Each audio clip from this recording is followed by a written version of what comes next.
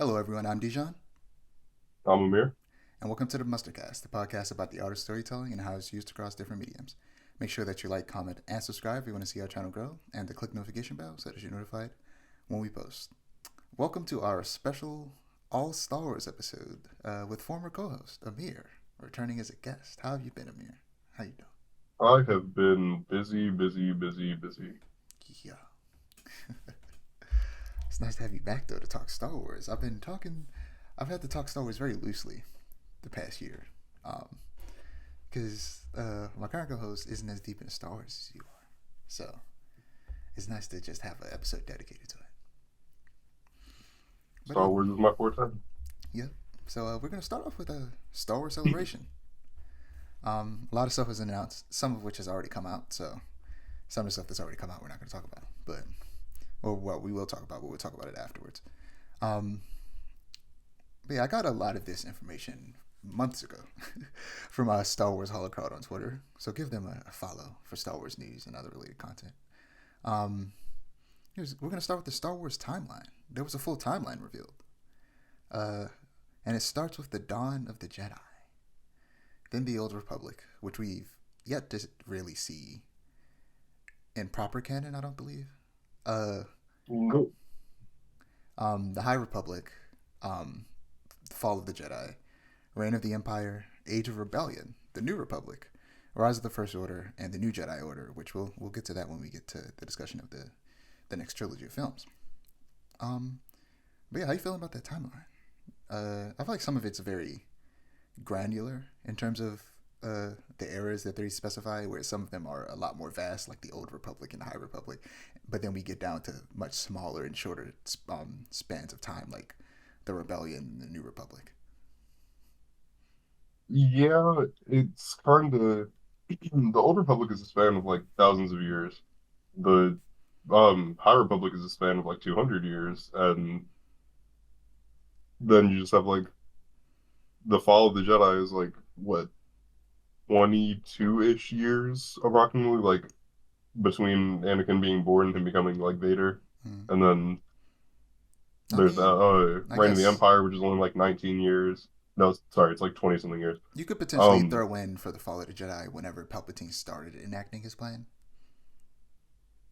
Even then, that'd only be like what, like 50-ish years? Yeah, just about. Like that's still not that. Yeah, then It's nowhere near as Reign of the like Empire long as was like 18 years or 20. I think it was like 24 because Luke was 19 in A New Hope, and then by Return of the Jedi, I think he's like 24-ish. I didn't realize that much time passed between the original trilogy. Yeah, Then we got what? How old is like Luke and Leia and all of them in the sequels? Are they supposed to be like as old as the actors are? I think so. I want to say they're around like 50 something. Okay, so that's a little bit more time than the fall. I mean, the Reign of the Empire. But yeah, it's interesting to see it all laid out like this. But it also makes clear what their plans are with the current period of time in between the sequels and the original trilogy. Which I don't know. It's weird how deep we are into that, yet how little we've gotten from characters from the original trilogy. Like I really want Yeah, I would agree with that. some Luke, Leia, Han, Chewie, Lando focus stuff. Well, we're getting a Lando series, but I want some Luke and Leia and Han. But I was hoping that season one of Tales of the Jedi was going to be maybe like some Luke Skywalker post episode six, and unfortunately there was Clone Wars. nothing post episode six in that. So It was just a bunch of like I wouldn't be surprised if it was a bunch of like unused Clone Wars stuff. yeah, I wouldn't either. Um, yeah, I feel like so in my mind, I think it would be interesting if they made a new Star Wars show, whether it's animated. I think it should be animated, but I wouldn't be completely upset live action. But like a sequel to the original trilogy, following Luke, similar to the Clone Wars, where technically the main characters are like Anakin, Ahsoka, and Obi Wan, but they aren't always the main focus. Sometimes it focuses on the clones. Sometimes it focuses on some other Jedi or some other random characters. Something like that, but for the original trilogy of characters. And, like I said, animated. And for it to simply just be called Star Wars. Or like Star Wars the Animated Series. Where it just focuses on like the original trilogy characters. I feel like that would be dope. Because I just want more Luke content, period. yeah, since they're being so weird about Luke in live action, just do it animated. But moving on, the Skeleton Crew, um, which is described as a story about a group of kids in the Star Wars galaxy who go on an adventure that is more than they can handle. It'll have a kind of Goonies type vibe, a movie I've never seen. Have you seen the Goonies? I've seen the Goonies a bunch of times. Yeah, I haven't seen it. I have to check it out sometime soon. And Kind of traumatized me as a kid, but was it Jude Law is playing a Jedi in it? I'm not super excited for Skeleton Crew, but vaguely interested. Any opinions on the Skeleton Crew? I'm not really interested. Yeah, I mean it's No. it's appealing Uh, towards like kids. yeah, which is fine. I feel kind of the same way about that as I do about what is it that like High Republic cartoon that's out right now, where it's like it's literally Yes, meant for like 3-year-olds. it's kind of like And I'm like, a lot of the more recent kind of like Marvel cartoons. They're way more targeting kids. We don't. I feel like yeah, Marvel never truly had. I feel like a proper like DC era for cartoons. They had like X-Men and Spider-Man, and then you had Earth's don't Mighty. forget Avengers: Earth's Mightiest Yeah, I was just Heroes. about to say that, and Earth's Mightiest Heroes, but they didn't do anything akin to like Batman and Static and Superman and Batman Beyond, where it was just or They were trying to. and They then would have had the shows not gotten canceled. yeah, and then of course, even beyond that specific universe, we got like Batman the Brave and the Bold and the Batman, a lot of Batman, but you know what I mean. We got a lot of shows that were aimed towards kids, but still had and Young Justice, but still had a big adult audience. Whereas most Marvel cartoons are just really aimed towards kids nowadays, and around even back then. After the '90s, I feel like they kind of stopped making cartoons that could really appeal to all comic book fans. But that's besides the point. We're talking about Star Wars. um, Andor season 2, that's happening. The second season will begin 1 year after the first, and each block of 3 episodes in season 2 will take place over a year. Supposedly, I believe the original plan was for there to be 5 seasons, and for each season to take place over an entire year.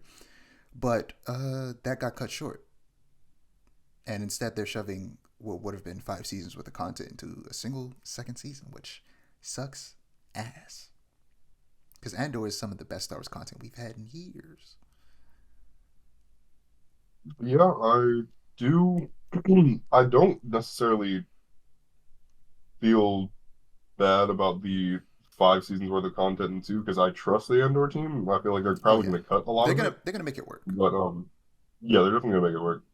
But I did not know about the. It was originally supposed to be 5 seasons, which was very interesting. Yeah, but at the same time, I wonder if 5 seasons would have been too much and it would have overstayed its welcome.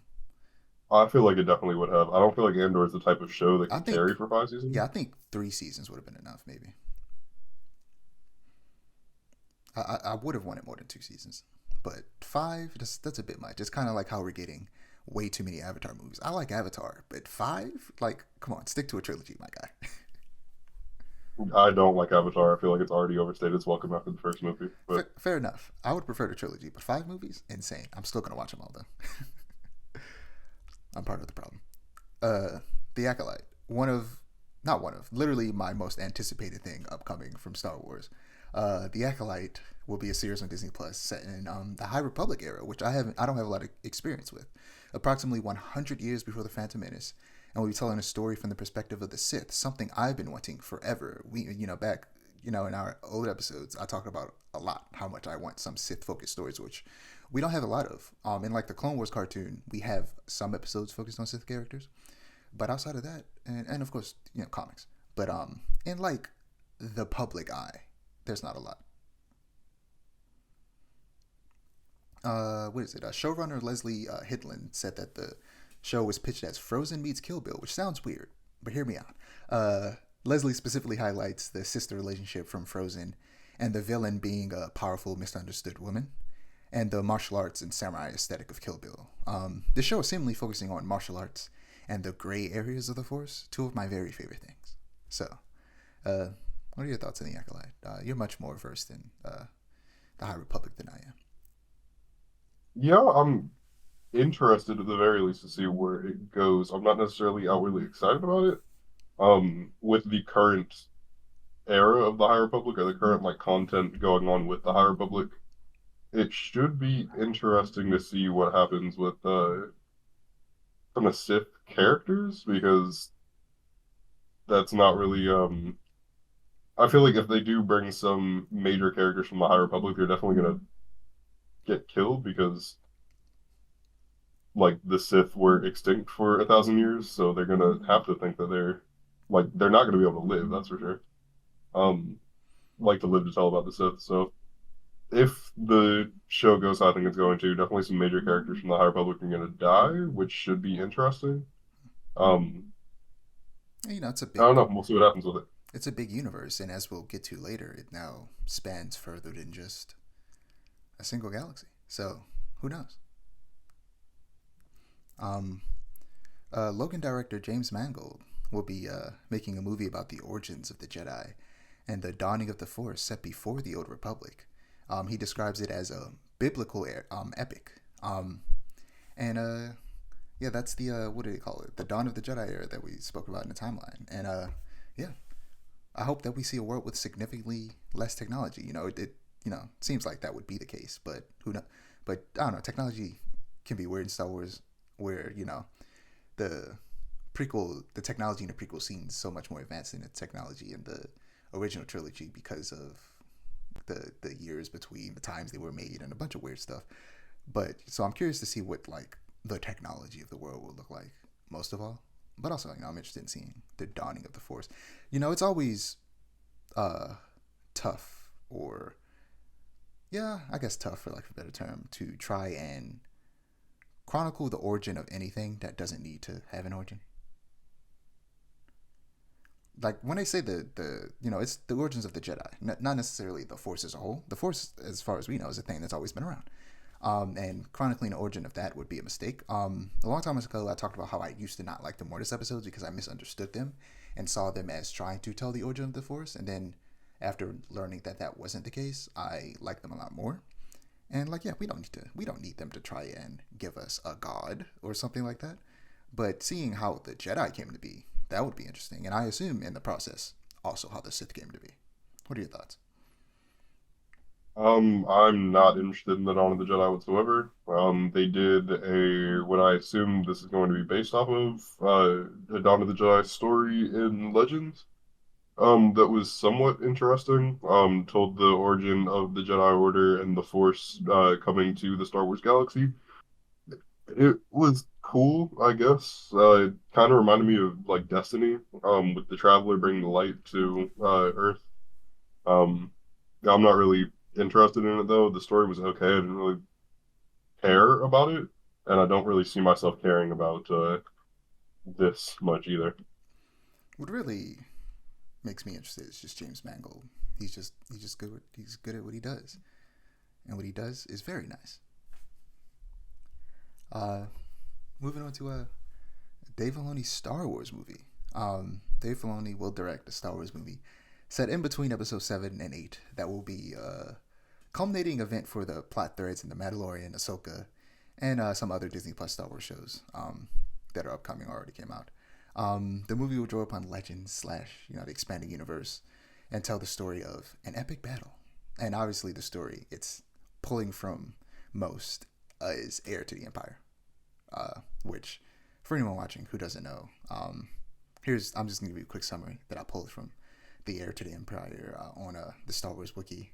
5 years after the Death Star was destroyed and Darth Vader and the Empire were defeated, the galaxy is struggling to heal the wounds of war. Princess Leia and Han Solo are married and expecting twins, and Luke Skywalker has become the first in a long-awaited line of new Jedi Knights, but thousands of light years away. the last of the Emperor's warlords, the brilliant and deadly Grand Admiral Thrawn, has taken command of the shattered Imperial fleet, readied it for war, and pointed it at the fragile heart of the New Republic. For this dark warrior has made two vital discoveries that could destroy everything the courageous men and women of the Rebel Alliance fought so hard to create. Have you read those books? I have. I read all three of them. They're very good, and they are what the sequel trilogy should have been. I will die on that hill. But in order for them to work, they also you're probably should right. have. They definitely should have like been made maybe in like the 2010s for the characters to be the right ages. But regardless, very very good story. I really enjoy it. Uh, I can definitely see this at least a little bit being based on that.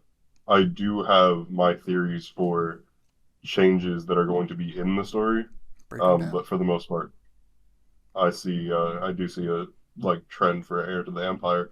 I don't necessarily know how excited I am about it. Um, I have some opinions about Dave Filoni's writing and style outside of animation. Same. I honestly, But we'll get to Ahsoka, but like, my faith has been shaken. I'll leave it at that yeah, until we get there. My faith was shaken by like Book of Boba Fett era. I was like, yeah, I don't necessarily Yeah, know if good I want God. to see much more of this guy with this Star Wars, but We and then complain. everything after Book of Boba Fett, I've been like, yeah, you're doing nothing but confirming my fears. Yeah, I didn't think about it like that. It did start with Book of Boba Fett. Book of Boba Fett was the start of the quality dipping a little bit. It was unfortunate. But yeah, what are your theories? Number I one, guess Abeloth is definitely. I didn't say spoiler alert early on, but like, we're spoiling all of Star Wars. I'm gonna put I this. don't. I don't know. I'm I probably mean, gonna edit. we're spoiling a story that came out in like the 80s, No, I just mean so in general. We're gonna spoil every Star Wars thing that has ever existed in this episode. I mean, if you're not caught up on Star Wars, what are you doing with your life? I mean, there's a lot of Star Wars. But yeah, go ahead. What are your But theories? um, first big theory is that Abeloth is going to show up. We see Balin's skull at the end of Ahsoka. He's talking about something is calling to him, and we see some statues that look, not statues, but some mountains that look very similar to the Mortis gods. My theory is that they are either the Mortis gods or they're like So, basically connected to Abeloth. I feel a lot of your theories are connected to Ahsoka. Then let's just save a little bit of them until we get there. Okay. So, the last thing from Star Wars Celebration, we're going to talk about is Star Wars Episode 10. Miss Marvel director Sharmeen Obaid-Chinoy will direct a new movie about the rise of a Jedi Order after the rise of Skywalker. Daisy Ridley is back as Rey and will be the Jedi Master leading a new Jedi Order in the next Star Wars movie set 15 years after the rise of Skywalker. I have my problems with the sequel trilogy, but the characters and actors were not one of them. And I'm excited to see more of Rey's story. And I really hope that John Boyega returns as Finn.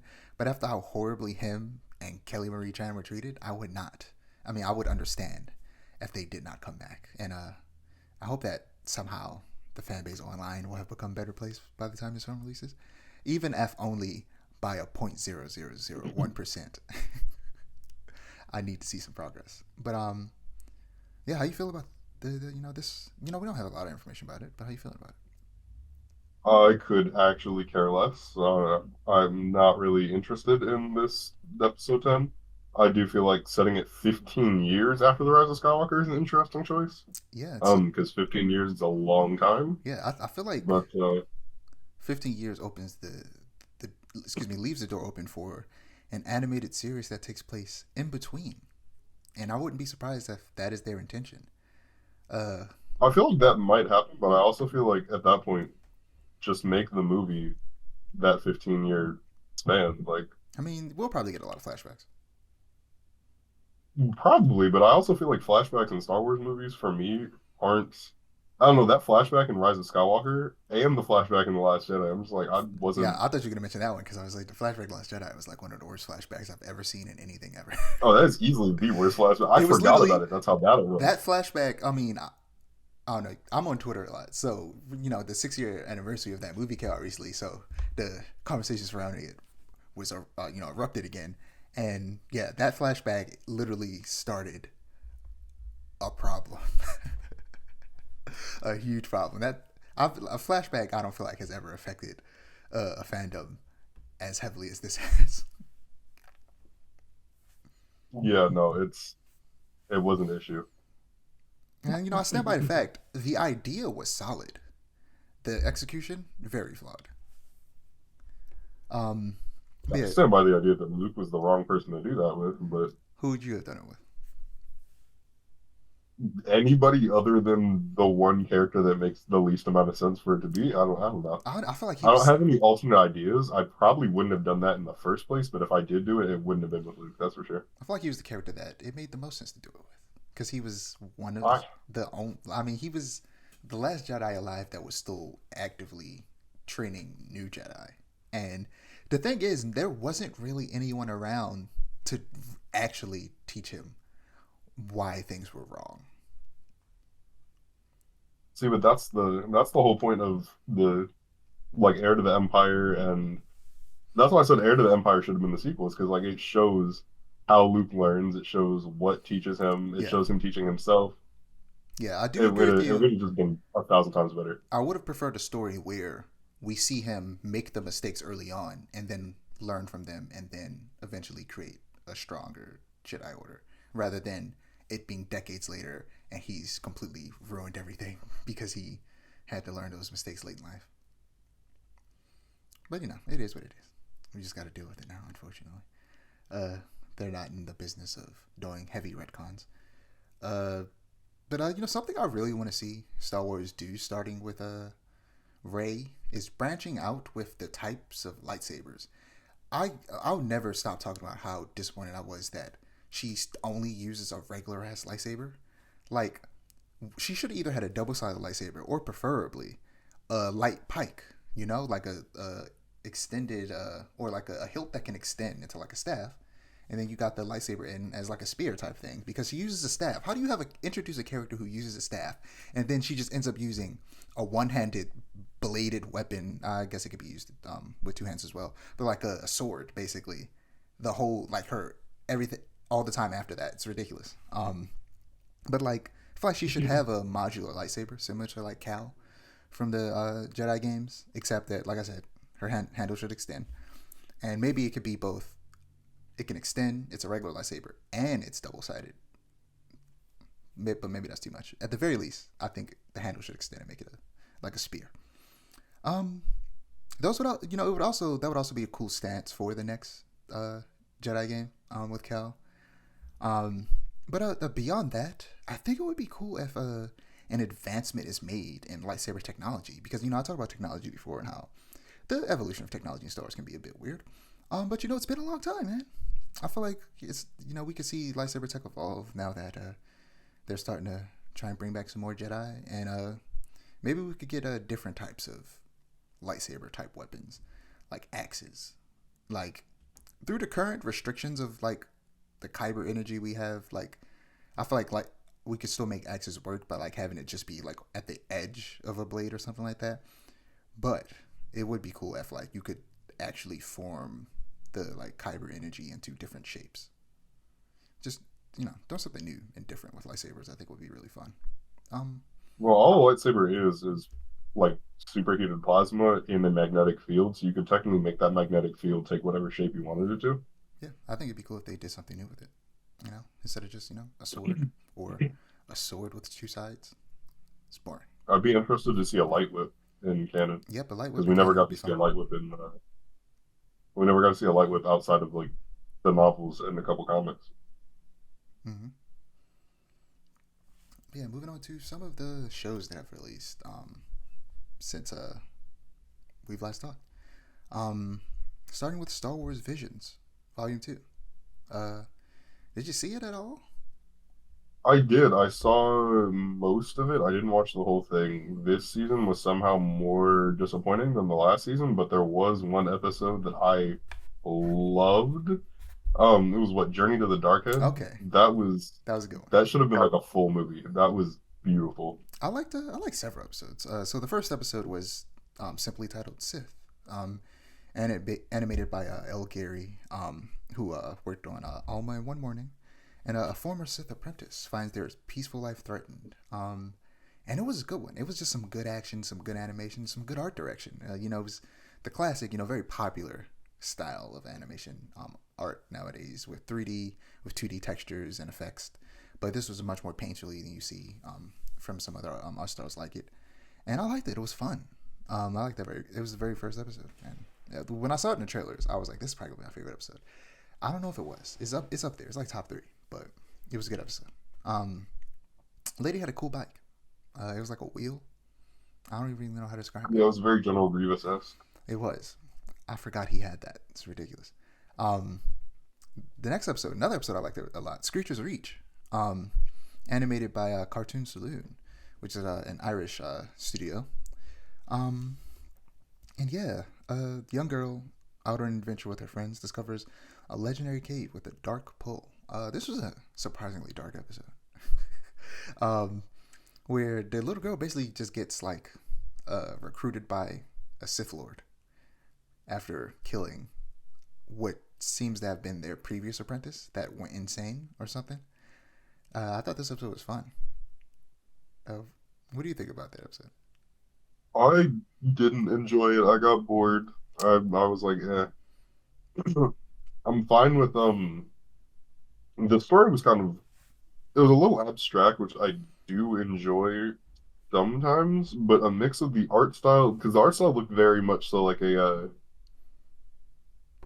did you ever read those golden books growing up where it's like they had like the golden spine on them and they were like the little picture books? Yeah, Yeah. The art style reminded me very much so of that. I didn't really like it. It was like, yeah. the next episode after that is also another one of my favorite episodes. In the Stars, animated by Punk Robot, an animation studio based in Santiago, Chile. And yeah, it was looks like it was stop motion. I'm not sure if it was like true stop motion or if it was like you know uh, faked. I guess technically using 3D software, but yeah, two sisters who are the last of their kind fight for survival when Imperial forces discover them. This one hit me in the feels towards the end. I think we talked about it before, but paternal stuff really gets me every single time. Like all the time, paternal stuff really hits me in the feelings, and this one was very focused on how they lost their mother and their connection to their mother, who was force sensitive, and the older sister kind of also being force sensitive, but refusing to use her powers because she feels like it was why their mother and their village got destroyed. And yeah, it was a good story. I liked it. Any opinions on that one? I might not have seen this one. I don't remember it. You should check it out. In the Stars is a fun one. The next one, animated by Aardman, of Wallace and Gromit and Chicken Run fame. I Am Your Mother. Young pilot Annie, embarrassed by her clingy mum, must team up with her on a wild madcap academy race. Of course, stop motion. Again, paternal stuff gets me. I feel like this one hits me in my feels as well. Not as strong as the last one, but just a little bit, just a little twinge. I like Aardman. They make some fun stuff. I feel like for me, this show is just a bunch of really fun shorts. So I'm not really. There's none I really particularly dislike, and they're all so short that it's an easy watch. So I'm always just excited to see people mess around and do different things with Star Wars, especially something that over the years has become, I think, way too obsessed with canon.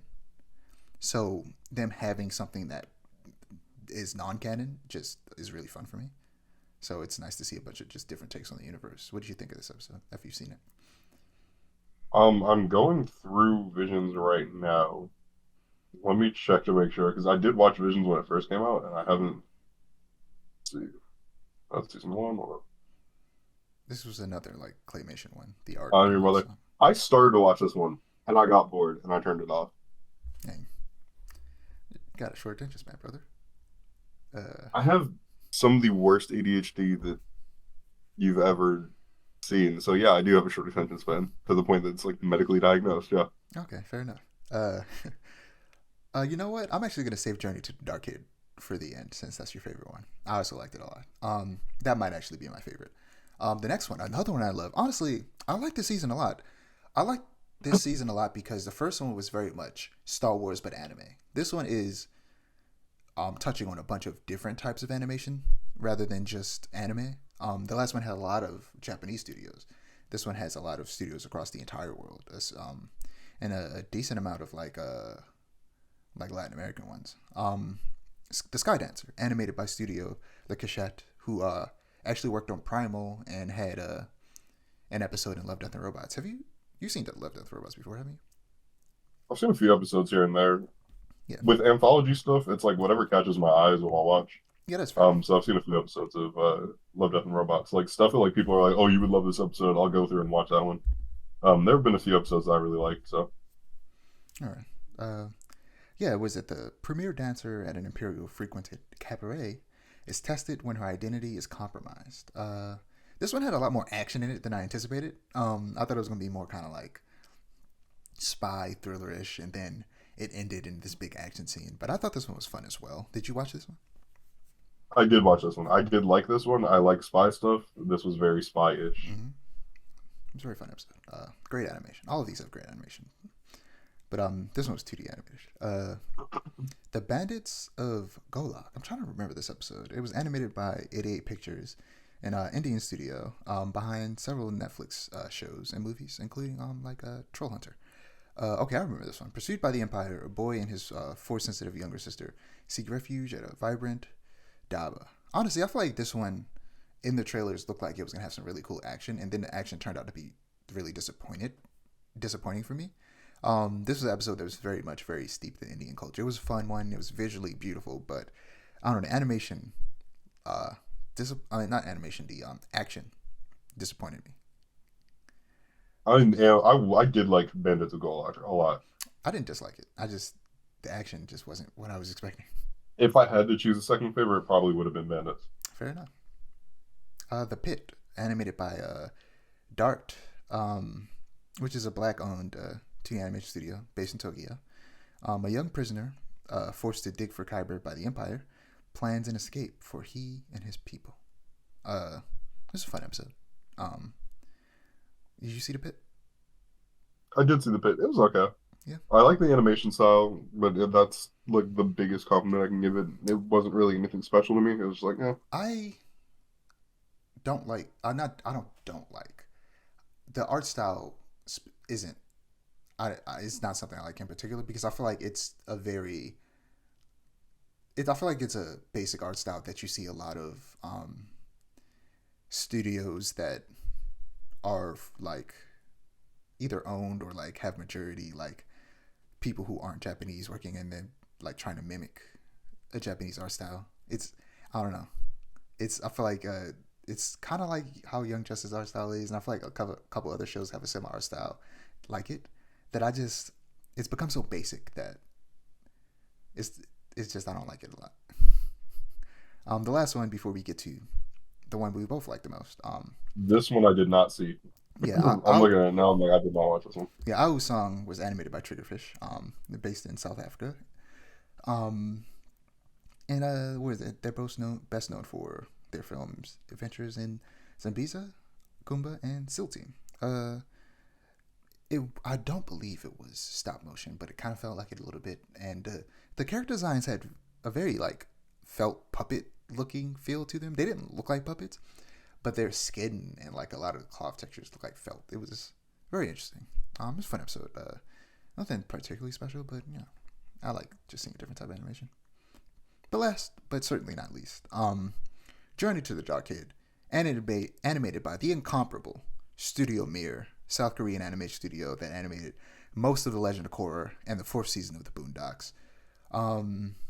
A hopeful mechanic and disillusioned Jedi team up for an unlikely quest to turn the tide of war. I like this episode a lot because I like the theme. I do too. I like the themes of it, of how like I feel like Star Wars sometimes forget this, the idea of light and dark always coexisting, and like you not really being able to get rid of one or the other. I like that.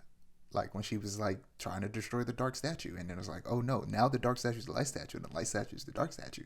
You can't destroy one without destroying the other. Very, very fun episode. Great, great fight animation. Incredible fight animation. It's real good. I love this episode. What'd you like about it? Animation was excellent. Story was very engaging. It felt like it could fit in canon because the world is Star Wars is large. The mysticism in Star Wars is large. It felt like this could have taken place somewhere closer to the Old Republic and like far on like the far reaches of the galaxy. I really enjoyed it, and I want to see more of that story and like of that world. Um, I feel like I enjoyed it a lot. this episode is very much like the the Saber Smith episode last season, where it's like Yeah, this feels like it can fit into canon, and I want more. yeah. But yeah, moving on to the Bad Batch season 2. Did you manage to check that out? I had started it. I didn't finish it. Okay, I'm trying to think. Should we even It talk wasn't about like I didn't want to finish it. I meant to continue, and I just never got around to it? it. Okay, And then well, by the time you just mentioned it, now I forgot it came out. okay, well, I don't want to spoil it for you, so we're gonna talk about it a little bit. Like, how far did you I get? mean, I know what happens. I just didn't finish watching it. Well, we can't really have a meaningful conversation about it though, because you haven't seen it. So we'll talk about it a little bit. This actually was like the shortest notes I had anyway. Um, but like, yeah, how much of it did you see? I got up until it was the pod race episode. Great, because I do want to talk about the pod race episode. The Bad Batch is interesting. Well, one, even though I think the Bad Batch isn't as good as the Clone Wars, I think this is an example of where we talk about how Dave Filoni is better in animation than he is in um, live action. At least ever since Book of Boba Fett, because the first two seasons of Mandalorian to me is perfection. But he kind of fell off after that. But even with the Bad Batch, which isn't his best, it's still good. Um, it's cool to see how much Omega has grown as a combatant early on in the season. Like I think in the very first episode we see her fighting with that bow, and it's real cool. It's also that's just a really cool weapon, a very unique weapon for her to use. Do you assume we'll probably eventually see her in live action? Maybe that's a good question. I feel like I don't really know. I feel like it's kind of up in the air. Yeah, I have two theories about how the show's gonna end. My first being that Omega's gonna be the only one of the Bad Batch left alive that's by my the end of the show, presumption as well. and then the other one is that even Omega is not gonna be alive by the end of the show. So I have no clue. Yeah, But one way or another, the majority of the cast is getting wiped out. yeah. It was in episode 4 that we got the pod racing episode, and that was one of the episodes I wanted to highlight because I like pod racing, and this is like pod racing for a new generation, and I want it as a game. I grew up playing that pod racing game on N64 with my little brothers, so I would kill for a new like pod racing game. Even if it's just like a mini game within another game, I would love it. Did you ever play that N64 pod racing game? I did. It was fun. It was fun. I would like maybe it doesn't need to be its own thing, its own complete game, but I would love it as a mode in a game. Speaking of which, did me and you ever? Because I don't have it in my notes. I don't even know if we ever talked about it. That Star Wars game by Ubisoft that they showed a trailer for. Did we ever talk about that? Like with I the don't think so. because I'm trying to think if that was I don't think that was shown when we were still recording the podcast together, and I didn't add that to my notes. We're gonna have to talk about that right before Jedi Survivor because I low key forgot about it. But yeah, the mid season two part really focused on what's the sharpshooter's name? I can't remember his name. What is that man's name? Hold on, I'm gonna look up the Bad Batch characters. It's been so long since I watched this season. It feels like what was that? Was it earlier this year that Bad Batch season two came out? Like It was early in the like year? February. Yeah, it was hella early in the year. But yeah, I feel like the middle of the season really focused on how the clones are being treated in the Empire and how they're slowly being phased out. And to me, that's one of the most interesting parts of the show is seeing how that process is happening. Um, and I really like seeing like the origin of the Death Troopers, which are some of my favorite stormtroopers. I've said it before. I want a show. Honestly, maybe the Bad Batch could evolve into this. I want a show that focuses on Death Troopers. I feel like that would be really cool. Um, But yeah, and you like you said, you know what happens about in terms of story, in terms of spoilers. So I'm gonna just mention it. That's correct, right? Before I say what I'm about to say. Yep. Okay. So yeah, season finale was a little sad. We lost Tech. The most annoying member of the Bad Batch. I don't feel bad at all. What? Well, I feel like the season really did a well, and it was purposeful. They did a lot to really expand on Tech and make him a very interesting character. I mean, you only got the episode 4. I mean, even episode 4, we got a lot more Tech than I we mean, usually I've did seen before. spoilers. I know about like the girl that he's interested in. I know about like all It that kind of stuff. it's hilarious That that doesn't, that character is voiced by Wanda Sykes, infamous lesbian. yeah. But But I mean, that doesn't really make him more interesting of a character to me. It's just like, I like Tech. He was cool. But I feel like the thing is, I felt like it was weird because they solved a problem that the show had where there were two Tech guys. There was Tech and there was Echo. Because Echo is now a cyborg, so he does Tech. They both do the same job basically, but they got rid of Echo. Echo joined Rex to go off doing whatever they're doing. I think they were like working with Rebellion or something like the early Rebellion, and helping out some of the remaining clone troopers and stuff. So they got rid of Echo, and I'm like, okay, now we could just have Tech, and we don't have two Tech guys. And then they killed Tech, and then they brought back Echo, and I'm like, okay, cool, I guess. I like Tech. Why would you do this? But like you said, they all got to die. They're all, and next season is gonna be the last season. Um, Omega is also, it? yeah, Omega also got kidnapped, and it was revealed that like the assistant to the main evil doctor dude was also a clone, a female clone, just like Omega. So I'm interested to see where the story goes, especially since last season is the last. So I think that either they all get murdered or they all die of old age. Do they wait? They don't. They age fast, just like the other clones, right? I have no clue. That's never really talked Because about. now that I think about it, because other than uh Hunter, the rest of them look very different from like well, of course, Echo, but he's just skinnier now. Um, like Heavy looks not Heavy. I did not just call him Heavy, but they all look like I feel like different enough that they could potentially live out normal lives if they, at the very least, until they die of old age, potentially if that happens, and they actually do as they attempted in this season, try and like live a peaceful life, and if they succeed. So maybe that's how it ends. They do just end up trying to live a peaceful life, and they don't all die. But it's more likely that they all die trying. And I was gonna say I don't see that happening yeah, at all. it's more likely they all die trying. And I think Omega's gonna survive. I don't think they're gonna kill Omega. I mean, I think it'd be very interesting if they did kill Omega. I don't. I want more Omega. I want to see what she does in the future. Um, bro, you're moving on to the Mandalorian season 3. Woo boy. So Oh boy, indeed. we're gonna go through every episode, but we're not gonna have long discussions about every episode. Episode 1, the Mandalorian embarks on a journey with Grogu to discover what the universe holds for them.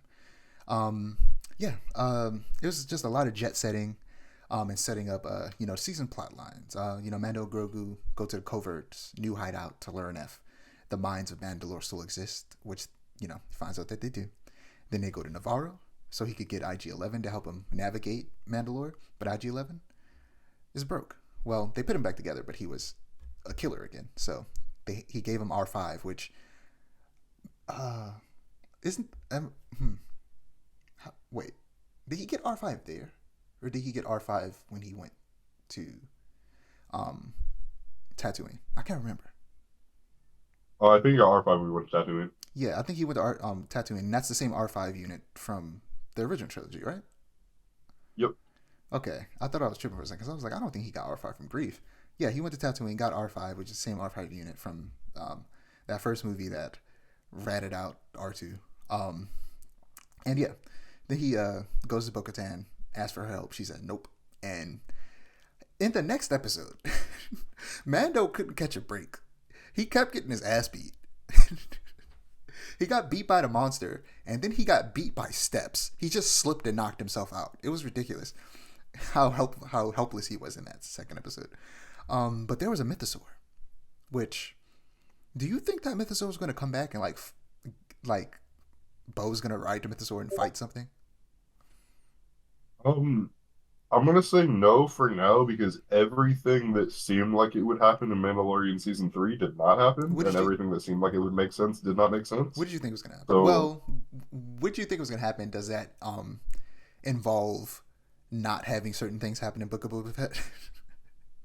no, actually, Okay, so because it's like everything I thought would happen post Book of Boba Fett did okay, not happen. what did you I think don't was going to remember happen? most of my theories because it has been so All long, right. but it certainly wasn't Mandalorian season three, that's for sure. Yeah, I think that unfortunately, Mandalorian has fallen prey to a huge thing that Disney has been doing, which is, with their connecting universes, they just want to set up big stories rather than telling good stories. And now The Mandalorian has become a part of Dave Filoni leading up to his movie rather than just being its own really good individual story that can somehow potentially slot in to everything else, but doesn't necessarily need to be a big part of that. You know what I mean? Yep. I feel like some people complain about it, and I disagree. I don't think that it's a bad thing that the Mandalorian isn't just focusing on Din necessarily, because it's called the Mandalorian, but he's not the only Mandalorian alive. I think it makes sense for the show to focus on the Mandalorians as a whole, and for him to be a part of that because he cares about the Mandalorians. I feel like that makes sense, but I feel like the way they went about it just took too much focus away from Din and Grogu. And like we talked about back when we talked about Book of Boba Fett, he should not have gotten Grogu in that show. I feel like we should have got at least a couple episodes of him alone, and then eventually going back to get Grogu, and instead of it being done in a show that wasn't even his own, it was very strange. Um, but what is it? The next episode was different, and I liked it a lot. It's one of my favorite episodes of the season, actually, where at the beginning we get a really good dogfight as they leave Mandalore, and then we cut to Coruscant, and it focuses on two characters that we haven't seen in a minute. Dr. Pershing, the Imperial scientist that was experimenting with Grogu's blood from Moff Gideon, and Ella Kane, who's starring in this movie coming out soon that looks really cool, where she's just this buff lesbian. It looks great. But anyway, yeah, the communications officer from Gideon's fleet, and yeah, they're taking part in the amnesty program, rehabilitation support, and gradual reintegration of Imperial personnel into the New Republic, which is interesting. And this episode shows that the New Republic isn't all that it's cracked up to be. They aren't very good at just being a ruling government, and the seeds of the First Order and their takeover are being sowed. And yeah, it feels like that and whatever they're doing with their version of Heir to the Empire is just a big part of what they're setting up, which is like, I don't know how I feel about that. What do you think about that very surprising and surprisingly different episode? I don't know, I feel like a lot of what I have issues with about uh Dave Filoni's style is that a lot of episodes have nothing to do with the main plot. It's Um, it's because he's used to kind of anthology storytelling with the Clone Wars. I feel like and that's why I feel like be he shouldn't have this much freedom in his live action shows he shouldn't have this because much this is freedom. not anthology or animated. He So I feel like a lot of the issue that I have with him come from what he's used to doing in animation that do not work here. Here's the reality of it: the live action Star Wars shows were at their best when I feel like Jon Favreau had more control over it. I feel like he's good at that.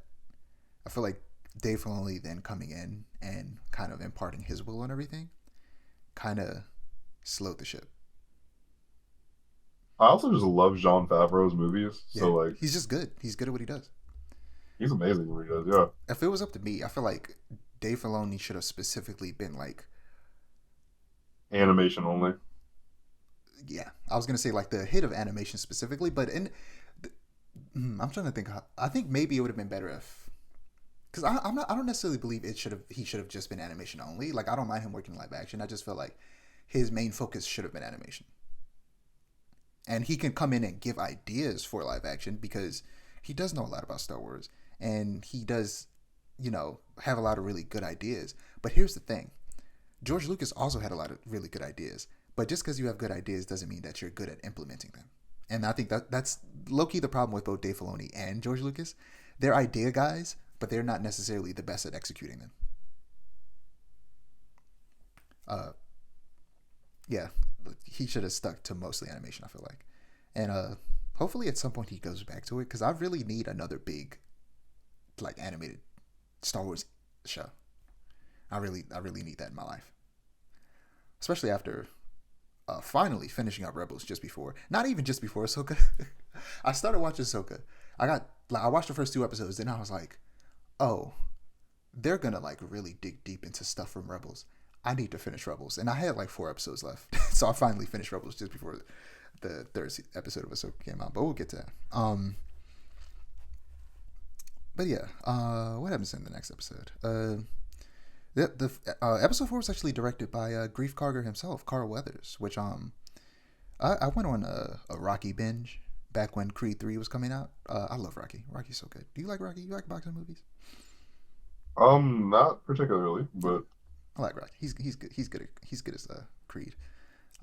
He's my favorite part of those movies. The third one's one of my favorites because of that. Well, the second one as well because he's the main, I guess, not villain, antagonist of the second movie. But yeah, this was just the pirate episode. They attacked, and then the Mandalorians came in and helped them out. No, that was episode 5. But yeah, we're just gonna skip some of these episodes and go straight to the end because they weren't that interesting. We had one with Jack Black and Lizzo, which honestly I liked that episode. And that again, was my favorite yeah, episode. I was I'm gonna not say gonna lie. I liked that episode. People were hating on that episode. I was like, that episode was fun as hell because it felt like an I episode of the understand Clone why people Wars. were hitting on it, but like I really enjoyed it, and it showed an aspect of Star Wars that we don't really get to see, and that's like the investigative side. Yes, it was like a I procedural really, crime really drama. like that. It felt like Yes, it felt like an an episode of like episode. Law and Order in Yeah, it felt like an space. episode of like CSI. Yeah, it was real fun. But I think this is where the positives of Dave Filoni's experience with kind of like anthology type stories come from. This felt like an episode of Clone Wars. This felt like something you would see in the Clone Wars, and if I'm not tripping, I feel like we've seen something like this in the Clone Wars. So like, yeah, it was We real fun. might have. I don't remember. A lot of Clone Wars is not as good as people say it is, so Uh, I have no clue. that's fair. You're absolutely right. Like when I struggle to go back and rewatch it because there's just so much of it, and not all of it's good. I still love it though. Not a lot of it's good. I feel like it doesn't start getting good until like season 4. Like the first 3 seasons largely are just not great. I feel like up until season 5, it's largely not great. I'm not even gonna fight you on that. It's the truth. A lot of it's not great because was early on it was very much a kid show, and then it slowly shifted Oh yeah. into being like a show that's aimed towards all Star Wars fans, which was when it started getting really good. When like essentially when like Darth Maul came about. But yeah, Christopher Lloyd was in this episode as well. Doc Brown from Back to the Future. It was very fun. And then we go to the finale. They go to Mandalore. There are some surviving The Mandalorians worst fucking finale on the I've planet. ever. I thought it was fun. I don't think it was like the worst. It wasn't It was great. so stupid. I'm so sorry. It was so dumb. And then Gideon's death. Like, are you serious? Are It you actually serious right now? That stuff is funny. I'm not gonna lie. I'm looking back on it. Um, Low key, going back and like not rewatching, but like reading synopsises to like remember what happened in these episodes. I feel like it's not as bad as I thought it was, but it's still not great. Um, I like the finale. I thought it was fun. It was a little goofy. I thought it was I'm something not out gonna of a lie. Saturday morning cartoon for a show that's not meant to be a Saturday morning cartoon. That's fair. It was goofy. I can't deny that. But I It was found the goofy. goofiness fun. That was the stupidest shit I've ever seen. Uh, I wish the And show then was just a western. Bo-Katan puts up her shield as like the whole room explodes, and somehow it doesn't still kill them. That was the oh my god, that was so stupid. Yeah, Oh my god, I'm sitting here remembering the finale now. Oh my god, yeah. I don't even want a season 4. I don't even want a season 4 after that. Yeah, I wouldn't be mad if this was just the end of the Mandalorian and he shows up in other stuff, but he's no longer like has his own show. Unless it goes back to being a space western, which it always should have been. Like I'm like that's my biggest problem with season 3. It stopped being a space western and it started just being kind of more generic Star Wars. And like this was always a little bit more unique than that. I felt like, um, yeah, kind of disappointing season overall. Speaking of disappointing, moving on to Ahsoka. Um, Sure. Talk about a fucking transition. That's yeah. uh, Ahsoka, my favorite Star Wars character. Um, it had two episode premiere. Um, in episodes 1 and 2, valuable prisoner escapes the New Republic custody, and a search for answers reunites two old friends. And in the second episode, Ahsoka and Hera travel to a New Republic shipyard and make an unexpected discovery. It premiered on Tuesday, August 22nd, at 9 p.m. EST. I love it because so did Loki, and I love that the shows are now airing at an appropriate time where like it isn't like 12 a.m. Pacific Standard Time, so it's like 3 a.m. on the East Coast, so I don't watch it until the morning. It's nice to be able to watch these shows at a reasonable time. I don't understand why they weren't doing this before. I think it was because they were trying to be different than like a regular TV, but like just do it like regular TV does it, so that we can actually watch it at an appropriate time. Like what was it? The Last of Us also released like Sundays at like 9, so like yeah, do that. That's fine. I like the first two episodes. I feel like the first few episodes were setting me up for something good, and then I was disappointed. The music is composed by Kevin Kiner, who also worked on Rebels, and the music's real good. I like the music in the show. The main focus of the show overall is essentially them searching for Thrawn and trying to prevent him from coming back and bringing structure to the scattered remnants of the Empire.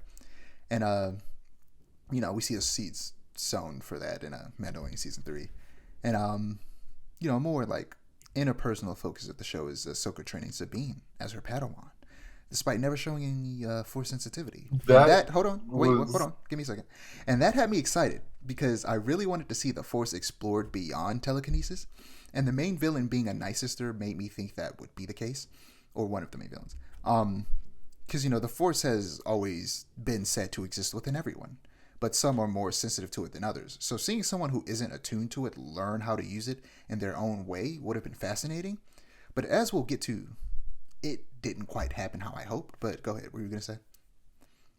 I was gonna say Sabine suddenly being force sensitive enough to become a Jedi was incredibly ridiculous to me. Yes, I There agree. are characters with force sensitivity that aren't Jedi. Like Han Solo is Exactly. heavily hinted at that Exactly. he's force sensitive. That's what I wanted. Hera heavily hinted at that she's force sensitive. So I'm like, okay, That's exactly what I was going to talk about. I wanted her to be force sensitive in the way that the Jedi are when they're flying ships, where they can yeah, they basically have like a spider sense. I wanted her to do that, and yeah. basically it makes her a better fighter and a better pilot, which she's already good at both of those. But being able to essentially have this sixth sense would have made her even To be better. able to become a Jedi when we've never, and we even see her train with it. There's literally an entire arc Which she, in Rebels about her training with a Jedi. yeah, She still had no sign of force sensitivity to all of a sudden now she's yeah. been being trained by Ahsoka for the past five I years. feel Like like what? this was What? the perfect opportunity to explore the Force in a very different way, but then they ended up just falling back on the tried and true telekinesis, which It was very boring. so not. Oh my god, Ahsoka was so disappointing Yeah, for so many reasons, and I it just started there. It wasn't even. this is another thing in the conversation of should have been animated. um, I feel like if this was a proper like either an Ahsoka show but animated or like was it Rebels season 5, then I feel I like would say if maybe this was a proper Rebels continuation. That would have been. yeah. I feel like I also think things would have been different if this was animated because as unfortunate as it is, just the industry treats animation different from live action. I feel like the story would not have been the same if it was animated. And yeah, I don't know. I just this is strange. What is it? The next episode, we get a lot more like New Republic politics in this show. And how they're just kind of just. I feel like that one dude who kept like complaining felt like he was supposed to. it felt like they were setting him up to be like a traitor, but I don't think that was the case because I felt like they're being weirdly negligent, and it's not unrealistic. It's a thing that happens in real life. Like I like that part of the story. That this is how, I mean, this is how the this is how the rebels won. This is how the rebels won the war and ended up creating a new republic. Was because the empire became complacent, and now they're making the same mistake. So I do think that's interesting, and that's an interesting take on how the first order comes about. What do you think about that kind of the more political aspect of the show? Um, I'm gonna sound like a broken record here, but I feel like Legends did it better because that was kind of the entire post Return of the Jedi thing was a lot of political, at least when like not force, when not talking about like force stuff. It was very political. Um, you had the Imperial remnants still around, out and about, even after Thrawn's death in Heir to the Empire. Um, you still see Imperial remnants coming around to the point that eventually the New Republic compromises and winds up folding the Imperial remnants, like the remaining Imperial remnants, into the New Republic, Mm-hmm. which was a very interesting thing and a very interesting concept. And Which the New Republic is winds up having Star Destroyers and also, stuff, which is really cool. yeah, also basically what they're doing in canon. I feel like it's what they're gonna wind up doing. I don't feel like they're there yet because right now the Imperial remnant is still very much so either the two opinions are either they don't exist or they're 100% the enemy. So I feel like I don't know. I feel like that's the direction they're gonna head eventually. I don't feel like they're quite there yet, but I mean, there's also I don't the know. I still feel like Ahsoka all around was just uh what could have been. yeah. Was it a lot of people thought Baroque was gonna be Starkiller, and then he was just unceremoniously killed and turned out to be a nice sister zombie. I didn't see anybody saying he was gonna be Starkiller. I did see people saying that they thought he was gonna be Ezra, Yeah, people did say that as well. and then he just died, and I was like, well, there Yeah, goes that theory. I thought he was gonna be something more interesting, but no, he's just a zombie. um, Honestly, I feel very conflicted about that because I don't feel like everything always needs to be something else, and I'm glad that this wasn't something else. But at the same time, I feel like it would have been more interesting if he was actually something else. yeah, I agree. I think he should have been something, at least something. It didn't need to be anything particularly special. Um, the fight between Balin and Ahsoka in Episode 4 was good to me in comparison to a lot of the fights in the show, which I think aren't great. I think there were two good fights in the show: the one against Balin and the one against the nicest lady whose name I can't remember at the moment. Um, it was very much like a knight versus a samurai type fight, and that made me really like it. Rest in peace, Ray Stevenson. He was one of the best parts of the show as Balin Skull. Oh, Um, he was easily the best part of the yeah. show. Now, me and you had a little conversation about this privately, but episode 5, Ahsoka confronts her past while Hera and her allies undertake a rescue mission.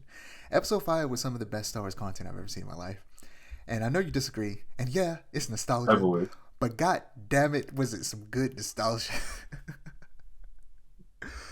I've been, I mean, I feel like still to an extent I'm a little iffy on Rosario Dawson as a Ahsoka in live action, but I feel like the end of this episode made me realize that she can play Ahsoka as she usually is in Rebels and Clone Wars, because I feel like after this kind of revelation she has in this in the world between worlds, she starts to become a bit lighter. I feel like because it's a different actress playing her, and it's also been years, in between the last time we saw her in animation in this, and a lot of stuff is just happening in her life, and she's a lot more, you know, sad. That the way she plays Ahsoka just feels so different.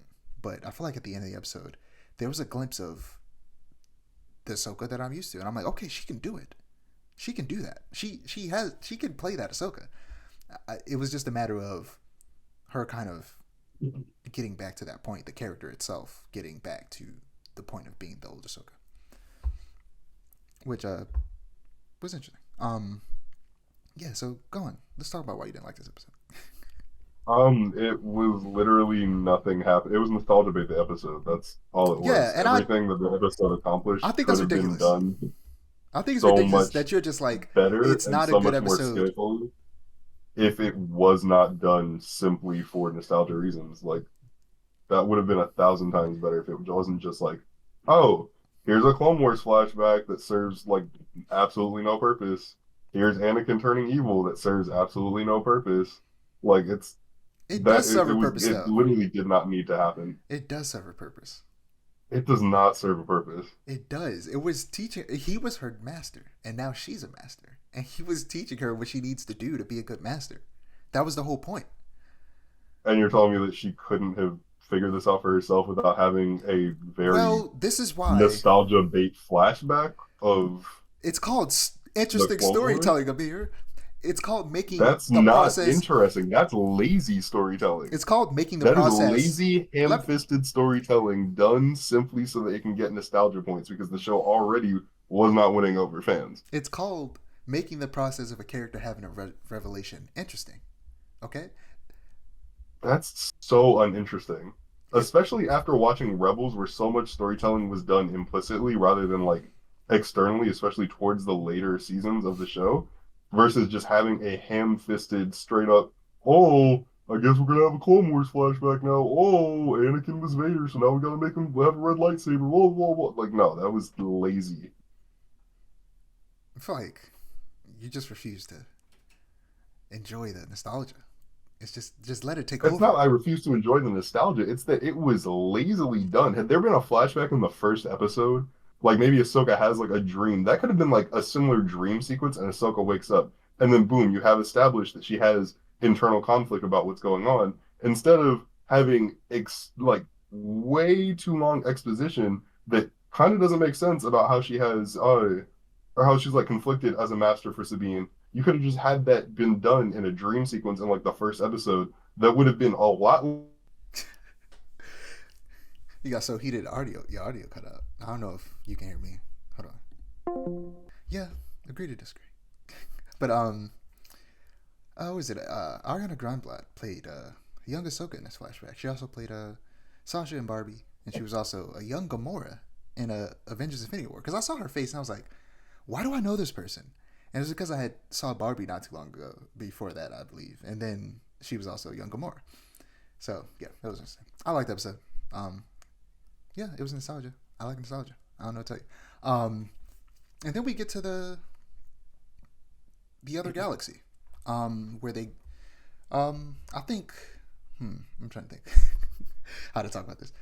The process of her getting there was interesting. Of her going inside of the Purgle's mouth and then having it take her there. Um, but yeah, how you feel about the actor that plays Ezra? I think he's great. Oh, I think he was the best part. Yeah, I he was great. It's so They, funny because I got so much of what's his face Finn Jones's Iron Fist. Like he had a lot of the same mannerisms, and it was just funny because I'm like, this makes sense for Ezra more than it ever made sense for Finn Jones's Iron Fist. But it was a lot of fun. yeah, he's played by Aman Esfandi, who also sounds very much like Taylor Gray, which is just great casting overall. Just he looks like him. He he sounds like him. Well, he looks like the character. He sounds like Taylor Gray. So just great casting. Um, yeah, seeing Ezra again is just great. It's great that Ezra's back. I like Ezra. Ezra's cool, man. Give him back his lightsaber with a blaster. God damn it! I was so mad when they took that away. They gave him such a unique lightsaber, and then why'd they take it away? Was a reason ever given for that, like by the creators? Do you know why that happened? I'm I haven't seen season one in a minute, but didn't it like fall down the like shaft or whatever they were fighting Grand Inquisitor in? If he made it once, he can make it again. That's a poor excuse. I feel like I don't know. I gotta talk to somebody. There has to be a reason for that. Like, why did they do that? But anyway, episode 7 was hella boring. For a penultimate episode, it sucked. Like nothing happened.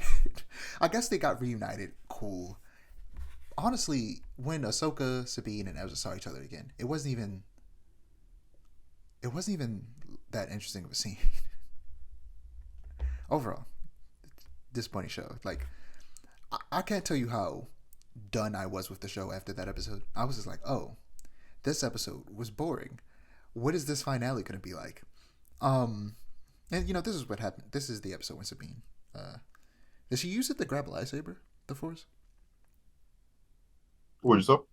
When she uses the Force, did she? Was it when she pushed him, or was it like when she used the lightsaber or something? I can't remember when she used the Force. When she pushed him. Okay, was that the first time she used it in that episode? I don't remember. I can't remember I either. saw the episode once. I didn't watch it again. Yeah, I don't remember exactly what happened. Um, it was weird either way.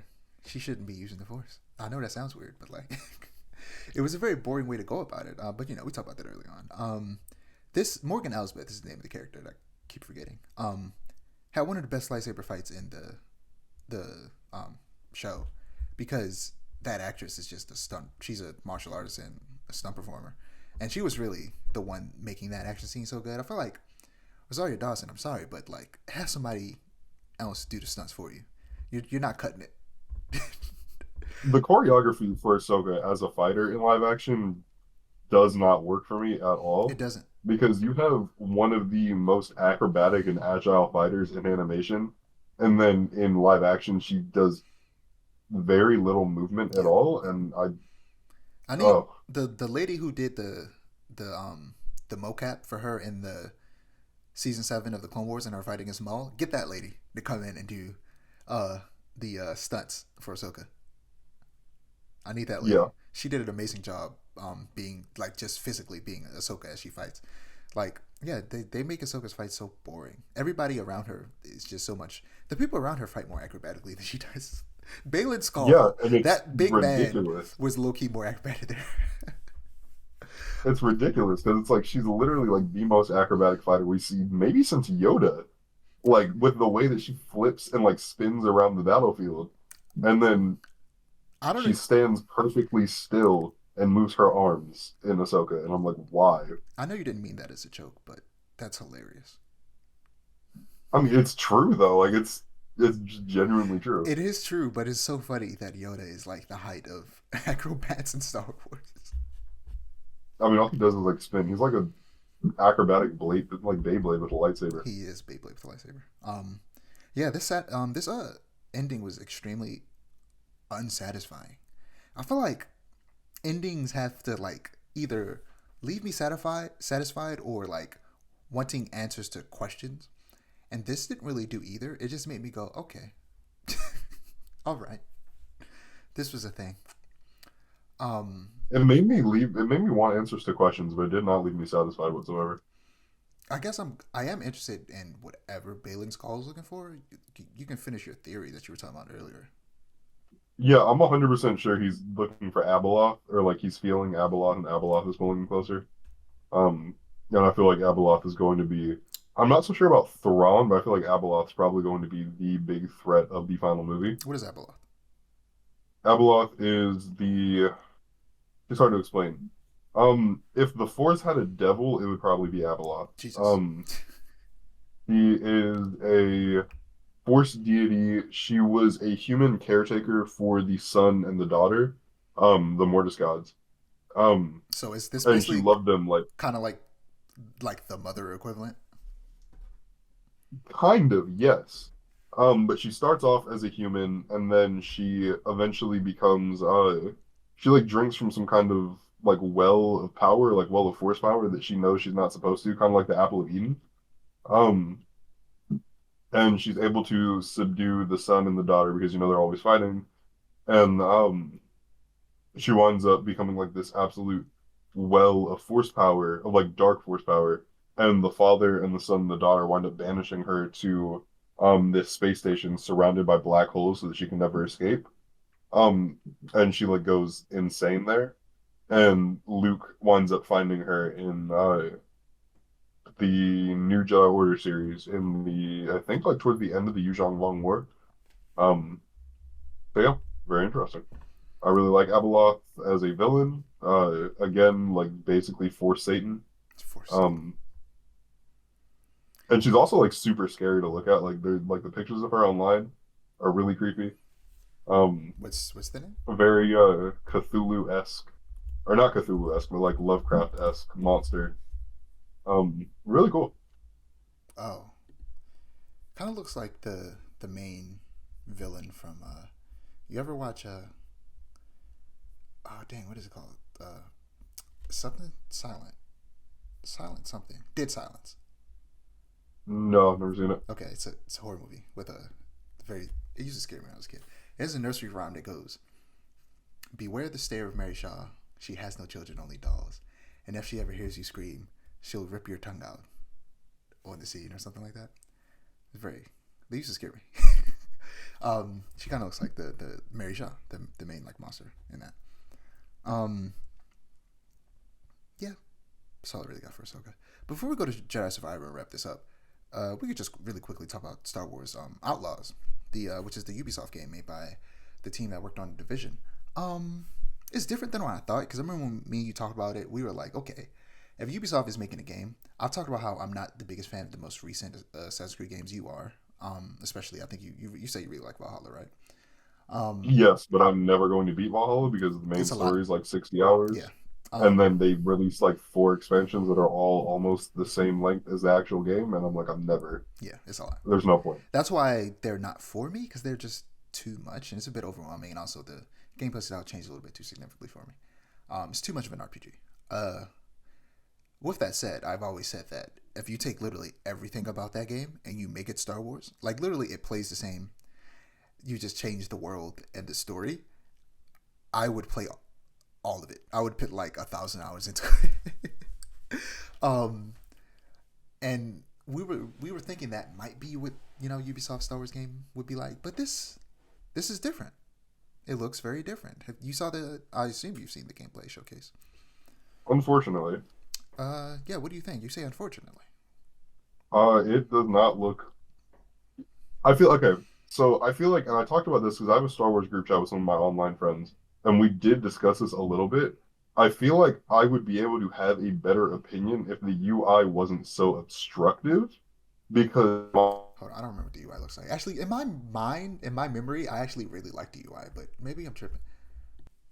yeah. So I mentioned this in my group chat with some of my online Star Wars friends. We talked about this where essentially the UI is so obstructive that I really don't feel like I have the ability to give a good opinion because I can't see a lot of what's going on because it's so much UI to an uncomfortable degree. Yeah, And it's obstructive UI to an uncomfortable degree. yeah. I I'm remember. not able to really get a feel for the game and like what I do and don't like about it. I don't like what I see that much. Some of it has me interested, like the part where she's like running and I haven't seen this since the gameplay trailer first came, or since the gameplay first came out, where she's running and like it shows that she's wanted and like the screen like lights up and stuff like that. That was a lot. That was really interesting. I thought that was cool. Um, I'm interested to see what the kind of heat system looks like when you are committing crimes because you're obviously an outlaw. Yeah, what I And I remember. like the companion. Yeah, what I remember thinking when I saw it was like it's kind of like Star Wars GTA. Cause It I feels like Star Wars GTA a little bit in the concept, but Star Wars GTA is so much more unique and interesting than this game looks. This is true. Um, at GTA 6, but anyway, that's besides the point. Um, yeah. I don't know. I was kind of the same. I was very conflicted when I first saw it because it wasn't what I was expecting. And I don't know. It kind of looks. It nothing about it looks particularly like interesting to me. Like I have to see more because right now, what it's just a. I think it's supposed to be open world, like third person shooter, and I'm like, okay, From everything I hear, it's open world, but like it looks like a cover shooter. It looks like a generic cover yeah, shooter. like a like an Uncharted or a Gears of War. Yeah, it just like you said, generic third person shooter, which is like that kind of Now I think about it, something I talked about back when I talked about it with my current co-host Ayer was it it does have elements of that canceled what was it like that what was it called like 1313 or something like that Star Wars game that was made by Amy Henwick the Uncharted 1-2 director. It does have elements of that, which I think that works better for a single player experience, that type of game, more so than an open world game.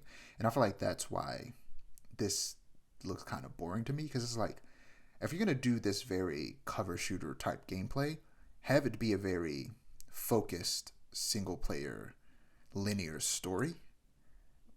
Maybe a little bit Yeah, like open zone, similar to like Uncharted 4 and The Last of Us Part 2, where there are areas in that game where it's more open and a little bit, it gives you a little bit of freedom to do things a little bit differently, but at the same time, it's still very much those games are aggressively linear. If this game was like that with the type of gameplay that it has, I'd like it. I'd probably have a good time. But making it open world with this type of gameplay, and like you said, it not being nearly as in depth or interesting as GTA or like Red Dead Redemption, it really kind of makes it look boring. yeah, it's definitely not my thing. Yeah, I can maybe they'll show us something that makes it look cooler, but I don't know. I don't think they will. They're Especially gonna have to show a lot more to have me be excited. How because I about feel that? like as the thing is, this I don't know. Despite being tired of their format, if they just took their usual format and made it Star Wars, I truly think it would be an This amazing doesn't look game. like their usual format. I know. That's what I'm saying. This isn't their usual Actually, you know format, what? but I'm saying that This if they, is made by the team that made the yeah, Division, it is. which may be part of it. I never played the Division, but from what gameplay I've seen, this They're third does person look like, shooters. yeah, this does look like the Division, They are cover based third which person may be shooters. part of the issue. So you know what? That is true.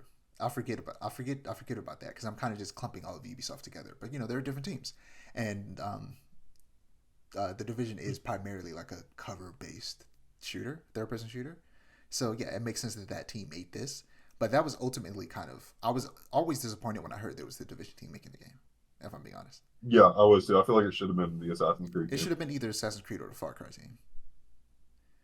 Oh, or Far. I forgot Far Cry existed. Yeah, because like I said, even though I'm tired of those formulas, you make it Star Wars, I'm all in. But we're gonna wrap this up with Jedi Survivor, one of my favorite Star Wars games.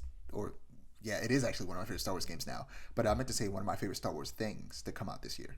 Um, so we're gonna start off with some general thoughts. I only have like two sentences, and then you can go on and talk about your general thoughts, and then we're gonna get a little bit more specific. But uh, this game was amazing, and it had me saying I love Star Wars like every other hour. It's in a lot of ways for me, especially in terms of gameplay and map.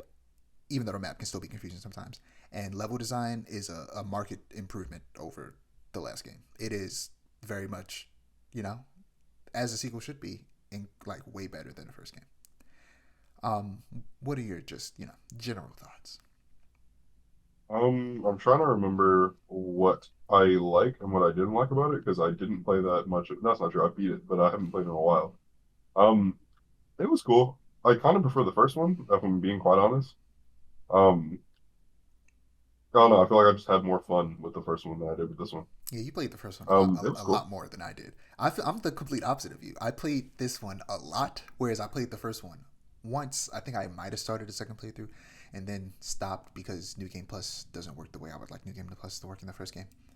Um, Oh no, I beat the first game like 4 or 5 times. yeah, I didn't play the first game as much as you did, and this game is so much bigger that I didn't play the second time. At least not yet. Maybe I will at some point. But I did actively go through and try to do everything. Um, I feel like part of the reason I had not as much fun with this one is because it's bigger. not an open. The worlds aren't open, but they are. They're not open worlds, but they are They're wide. open zone. Yeah, open zone. That's what they call it. Like wide linear. Yeah, Like God of War. and I don't like that because I in like a it. game like Jedi Survivor, where like you have to do so much just to progress a certain amount, then having an entire world where you do that is not fun for me. I liked it. I like that a lot. Because an opinion I've always had of open world games is the problem has never been how many open world games we're getting. It's that they're always trying to get bigger. Open world games, they're big enough. Okay, we don't need bigger open worlds. We need more detailed open worlds. And I feel like the wide linear approach kind of bridges the gap between a linear game and an open game. And God of War does the same thing, especially Ragnarok. Ragnarok, amplifies that. It's another sequel that really improves on everything from the last game. And yeah, I enjoy that approach to like level design. I found it fun. And you also could just like you don't have to do that stuff. You can just like mainline the game. I think there are some segments where There are a few segments where they make No, you there are like, parts that you definitely have to go back yeah, they tell you to like for like, wait, like you have to wait a yeah. while before you can go back and do a mission. So there, yeah, you're right. There are some segments where they force you to go like, yeah, go out and do stuff in open world, and then we'll get back to you with an answer to the main story thing. But otherwise you could just, other than those segments, you could mainline it, kind of. I assume you probably did mainline it. No, actually, I did almost every side quest Oh, just really? because The I completionist. wanted a lot of the stuff. So Oh yeah, the customization. Oh yeah, we're gonna get that. Hold on, let's get to the gameplay. Um, you know, for people who haven't played this or the first one, it's a very Soulsborne. It's inspired in terms of combat. They're like, what do they call the rest points in this game? Meditation points. meditation point. Yeah, where you save your progress, restore your health. It respawns all enemies. You can upgrade there. Um, and, in line with that, the combat can be difficult and it rewards patience and carefully watching your opponents and learning their patterns. Fuck that frog. Um, I played on the second hardest difficulty, Jedi Master. The reason I did that is because I don't know. I think it's because I don't know. I guess I just wanted a challenge. Because I remember playing the first one and it was challenging, but I wanted it to be even more challenging. Maybe it was Why didn't because, you just put it on Grandmaster? well, I wanted it to be challenging. I didn't want to break my controller. Um, I beat the entire thing on Grandmaster. of It course you did. was a definite challenge, but I feel like part of the reason I didn't have as much difficulty is because I beat the first game so many times. Yeah. Like I got through, I want to say the first 4 hours without dying just by playing on like because I've played the first one so much on the hardest difficulty. I was like, this is just the same game. I feel like when it started changing up the formulas where I started dying, where I had to like start learning new mechanics, I was Yeah. like, all right, but Um, such a fun game. yeah, Jedi Master, you're probably right. I probably should have bumped it up because Jedi Master didn't feel too difficult for me, except for some of the bosses. But in regular encounters, it wasn't like super hard. Um, Maybe it's because I put so much time in Elden Ring. I'm kind of just my skill level starting to increase. um, Ravis was really annoying on Grandmaster, but that was the like thing that like really had me stumped for a oh, while was Ravis. It took me like 2 weeks to beat him. I can imagine. Um, there are five different lightsaber stances in this game, opposed to three in the first one. You got the single, the double sided, and now they finally add dual wield. Before dual wield was like a single attack in the first game, right? And now it's like Yeah, it's well, technically two attacks depending on what you were doing before you started attacking, but yeah. yeah, now it's a full on stance, and I feel like you can make one of those charts with like the what is it like the like lawful evil chaos and all that stuff. What's that type of chart called? Alignment chart. Yeah, alignment chart. I feel like you making a chart of that with the different like stances you choose, like two stances you choose to use. And I feel like the one that I chose was like chaotic evil. I used blaster and crossguard. I I use Blaster and single. Yeah, I was chaotic evil as hell because crossguard has a bit of a learning curve because it's heavy. It does a lot of damage, but it's slow, and then the crossguard for me was of course it was the complete opposite of that. It's quick and it has ranged attacks. So the crossguard is a longer blade, which is cool.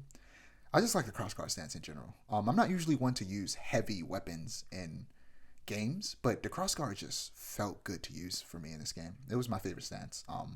What was your favorite stance? Definitely Blaster. Blaster was indeed fun. Um, It was just so piratey. I loved it. yeah, but yeah, going back to customization, just customization overall in this game was incredible. Lightsaber customization, of course, returns, but it's greatly expanded upon. And they also added the ability to customize BD and Cal himself, which was very surprising when they first showed it. And was it like shown in one of the trailers, or was it like some like behind the scenes type stuff? I can't remember. But whenever they first showed I that, think it was in one of the trailers. when they first showed that he could be customized, I was like taken aback. I didn't expect that. When like in a game like a single player game, especially one like this that is canon to the Star Wars universe, you wouldn't expect the ability to like fully customize a character to be in a game like that. Like a lot of people wanted different choices in terms of outfits that weren't just ponchos. There are barely any ponchos in this game compared to the first one, which some people There's found. only one Pancho, Yes, I think. some people found that very disappointing. I personally was I was overjoyed. very disappointed because Of course you where's my Pancho? were.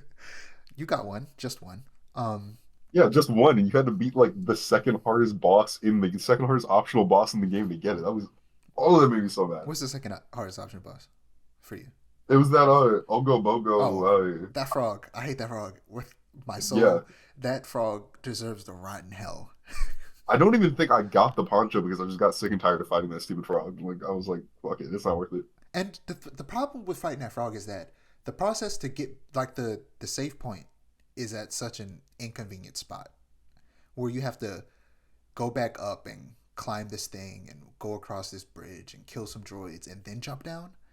And after a while, you get used to it, but it was annoying to have to keep doing that over and over again just to get back to fight the goddamn frog.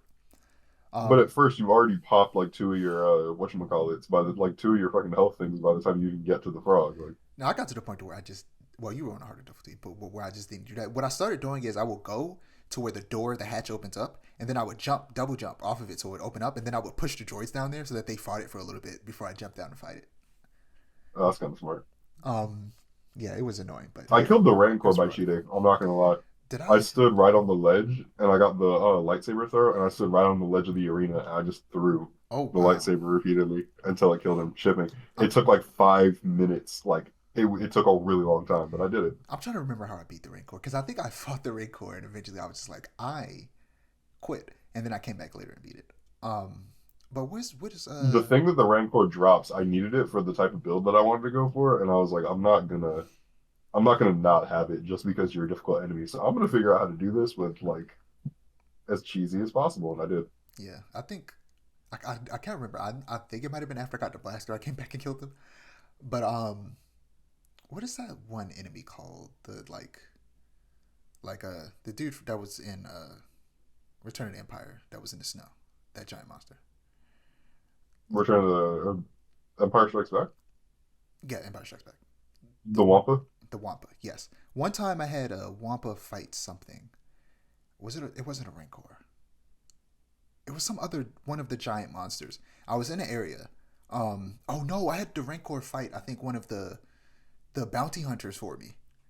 I was fighting about like a bounty hunter showed up on one of the main planet, and there was a Wampa like across the bridge, and I was just like, I could just lure the Wampa over here and they'll fight each other, and I did it, and I just stood back and watched them kill each other, and then jumped in and finished them off.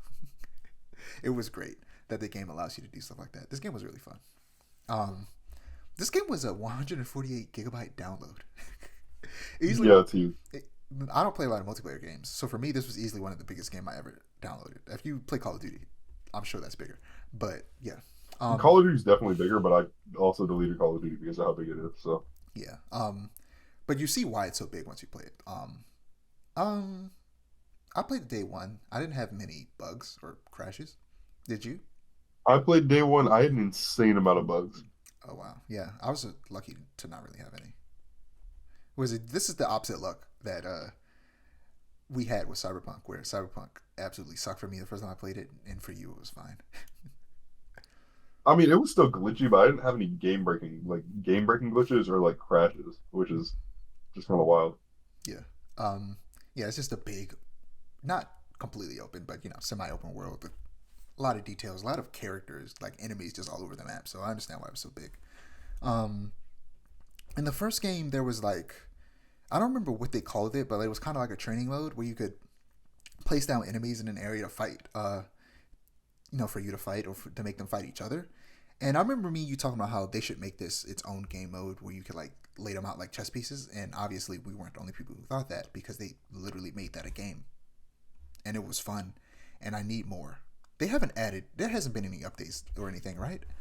Because I have no clue. I only played it once. I think they should add more of that, and also make a multiplayer online version of it. That would be really fun. How'd you enjoy that little game mode?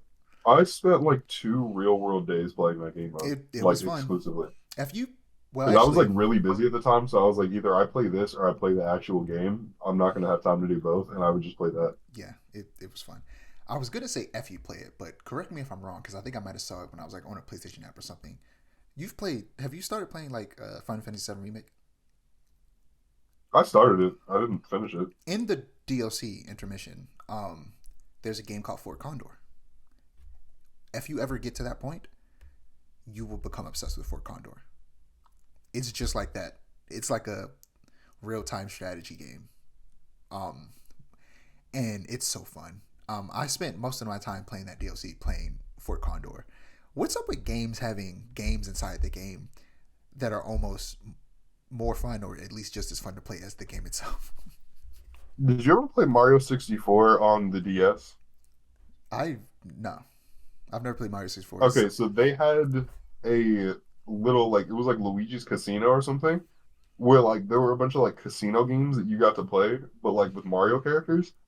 When I tell you that all I played at a certain point on Mario 64, I went back and beat Mario 64 on there, but like for a long time, I would spend like 8 hours a day as a kid just playing those stupid casino games.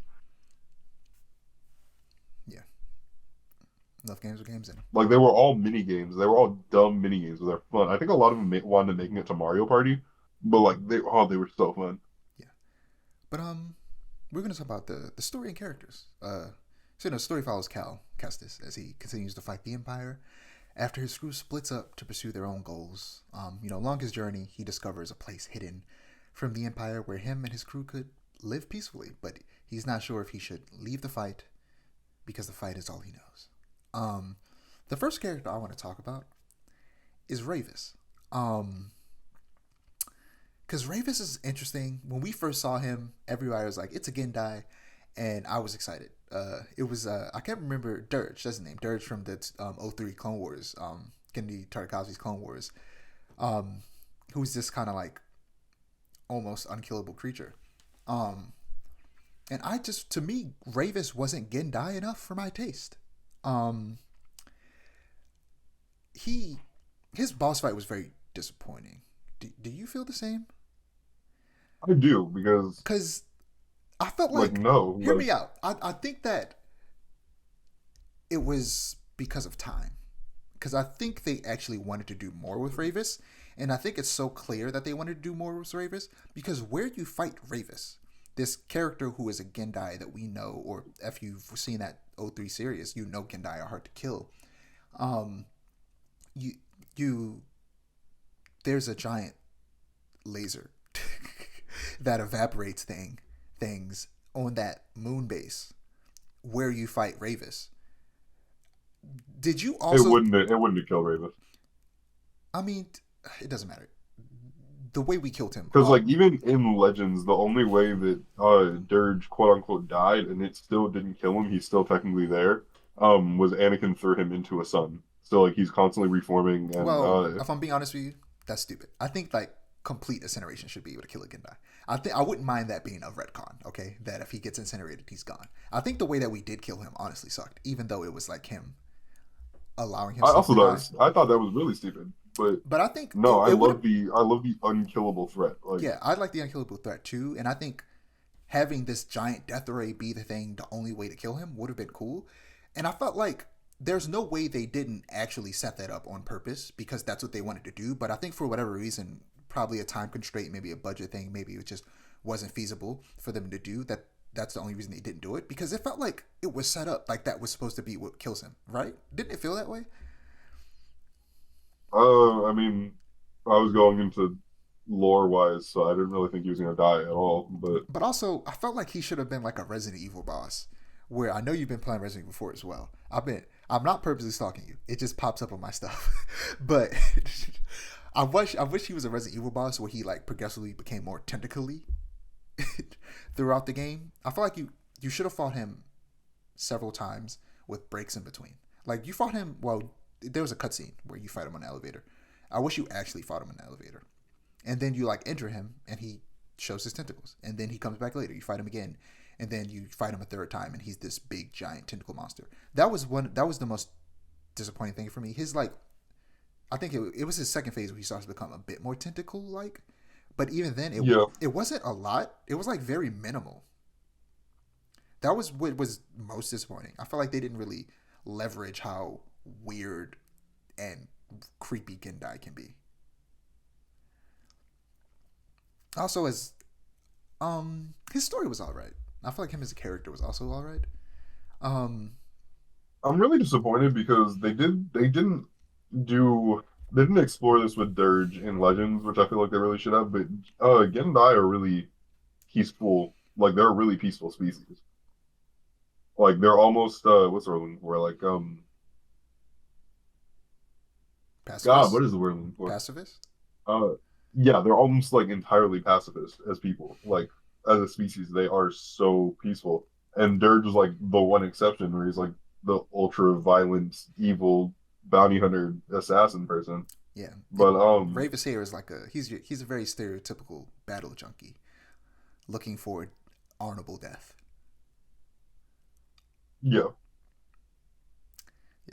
yeah, I just felt like he went down too easy, and his boss battle wasn't as interesting as it could have been.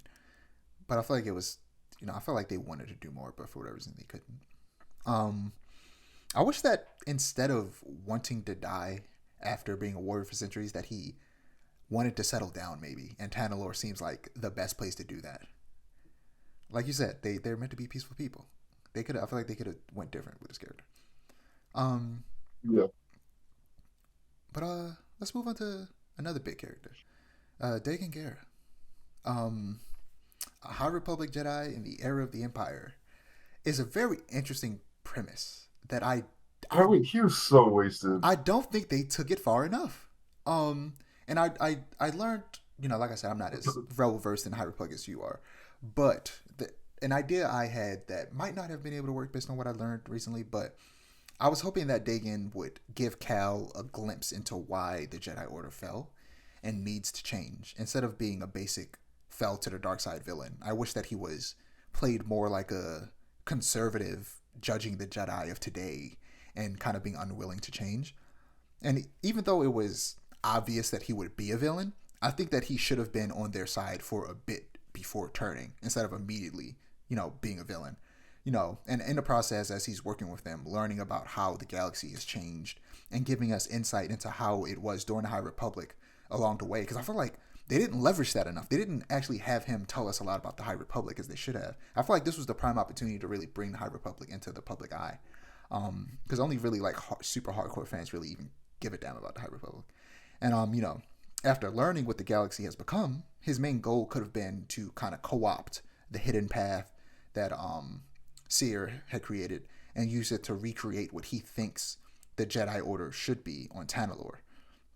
Imagine a world where he was still staunchly a Jedi while attempting all of this and not just letting his emotions overwhelm him and him being cold and more cold and calculated about it all and being fueled by stubbornness to change, which is essentially the ultimate toxic Jedi trait. And it's a big reason why they fell in the first place. And Seer, Cordova, and Cal recognize that where he doesn't. Even that's why I personally think they should have took it. But what do you think? What do you think about that? But also, what do you think they should have done? I feel like he should have just been a. I feel like his change to go into the dark side didn't make much sense to me because he was like, ah, I'm out of like, I'm out of fucking cryo sleep. And Cal's like, yeah, I'm a Jedi. And he's like, I'm gonna kill you now. And he's like, what? That Like was that so was weird. Like I said, they should have had him be with them for a little bit. it was so weird. I felt like he was completely wasted. I was really kind of sad about that. Yeah, I wish they got more into the High Republic. I wish it would have been cool if, and again, this is another thing. It was already a big game. There was a lot in it. What if we played as both Cal and Dagon, and we got to see a version of I forget the name of the planet, the main planet that they're on. What if we got to play as him on that planet and on Tanalorr back during the High Republic, and actually see more of that world? That would have been interesting. It would have been cooler than what we got. Moving on to Bode Akuna. Uh, I knew something was up when he was questioning using Tanalorr as a base for the hidden path, and it was all but confirmed after you beat Dagon and Bode. He starts acting real shifty after you two fight Dagon and defeat him. But his betrayal hit because I like him. I liked him. Why'd he do this to me? I honestly I like Bode and his story. I thought he was a very fun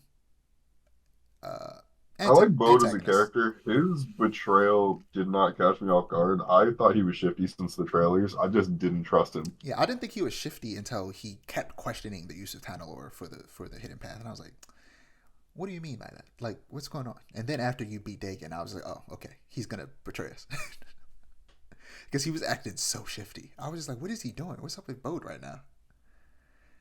But also another reason his betrayal hit hard is because am I tripping? Or did he himself kill Cordova? He shot him, yeah. Yeah, he shot Cordova and then Seer. Well, first off, playing as Seer was dope as hell because Dude, I that made me want like a series of Jedi games that don't follow Cal, like like because at the the very fact that like least a DLC where you play. Ooh, okay, idea. DLC where you play as Dagon back in the day and where you play as Seer back in the day. I mean, I'd be fine with either one. I just want more because it was so cool seeing like the mechanics of Jedi Fallen Order and Jedi Survivor, but like from the perspective of Seer. So like She everything, not Loki, everything, but like she was kind of a like lot of stuff was OP. still visually different. Yeah, no, sorry, go ahead. I was gonna say a lot of stuff was like visually different, and like it reminded me a little bit in the first High Republic book where they talk about the fact that everybody experiences the Force a little bit differently. Mm-hmm. And like you've seen how Cal experiences the Force for two games, and then you were seeing how Seer experiences the Force. And I just want to see that with more Jedi. Yeah, And I just want to play as Seer more because Seer is already super cool yeah, she was as a character. borderline. She was borderline like Star Killer. Dude, she was, I don't care what anybody says, she was beating Vader. The fact that she Oh, got killed, oh my god, dude! I think that might be one of. It's easily my favorite boss fight in this game. It might be one of my favorite boss fights of all time. It I was don't know about of all time great. for me, but I it was love definitely that one of boss it was fight. definitely my favorite in the game. I love that boss fight. That's going to go down as an all timer for me. I feel like I was so mad that she died like that though. I'm like, no, because she was no. beating The thing him. is, yeah, this thing I like the way she lost because it showed that she could have beat that man, but She could have killed him. It would have been yeah, over right there. he basically got lucky. He literally got. There's no basic. He literally got I lucky. like that. That's what makes me so mad I because like she that was. he got Oh, lucky. I like that he got lucky and that he would have lost that fight. she was kicking his ass. That fight was Oh so my good. But also another thing god, that made me so mad. I liked the movements of Vader. It was very much he was fighting like a samurai. Like all his movements was like he was using a katana. It was cool as hell. I just like I felt like Seer was fighting like a she was fighting like a kung fu movie. Like her movements were so relaxed, and like even her dodges, like the little like the clashes that you have, like every time you break out of a clash, and she does like her dodges, they're so relaxed and like yeah, just confident. I yeah. loved it. Like the choreography and animation on the way they both fought was very good.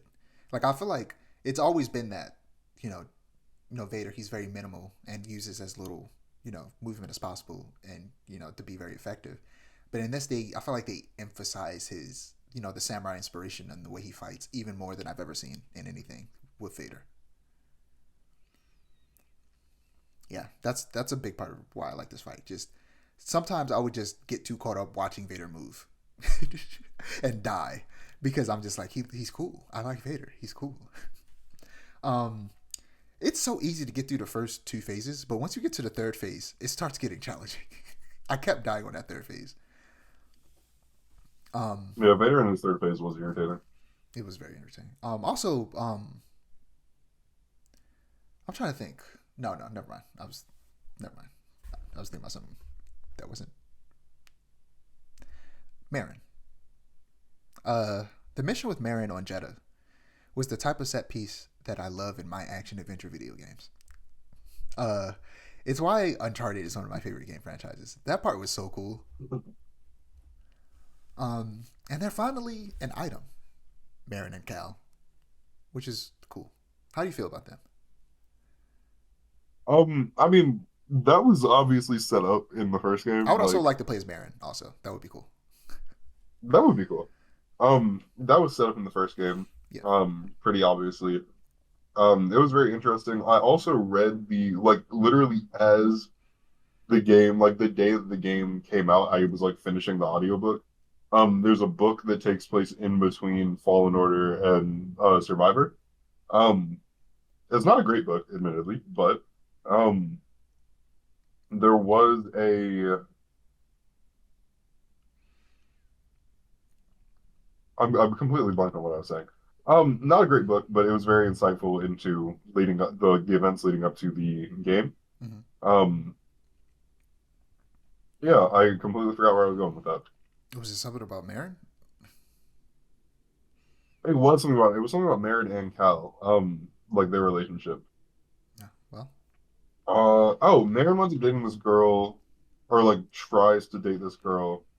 Um, Marin or and Cal? Cal's like talking about like, what'd you say? You said Marin. Yeah, Merritt started dating this girl. She's like a former stormtrooper, and Cal's talking about like how he has like weird feelings for Marin that he doesn't really recognize, and then like Breeze is trying to give him like relationship advice. It's very funny, but they definitely set up the relationship and the romance a lot more in that book.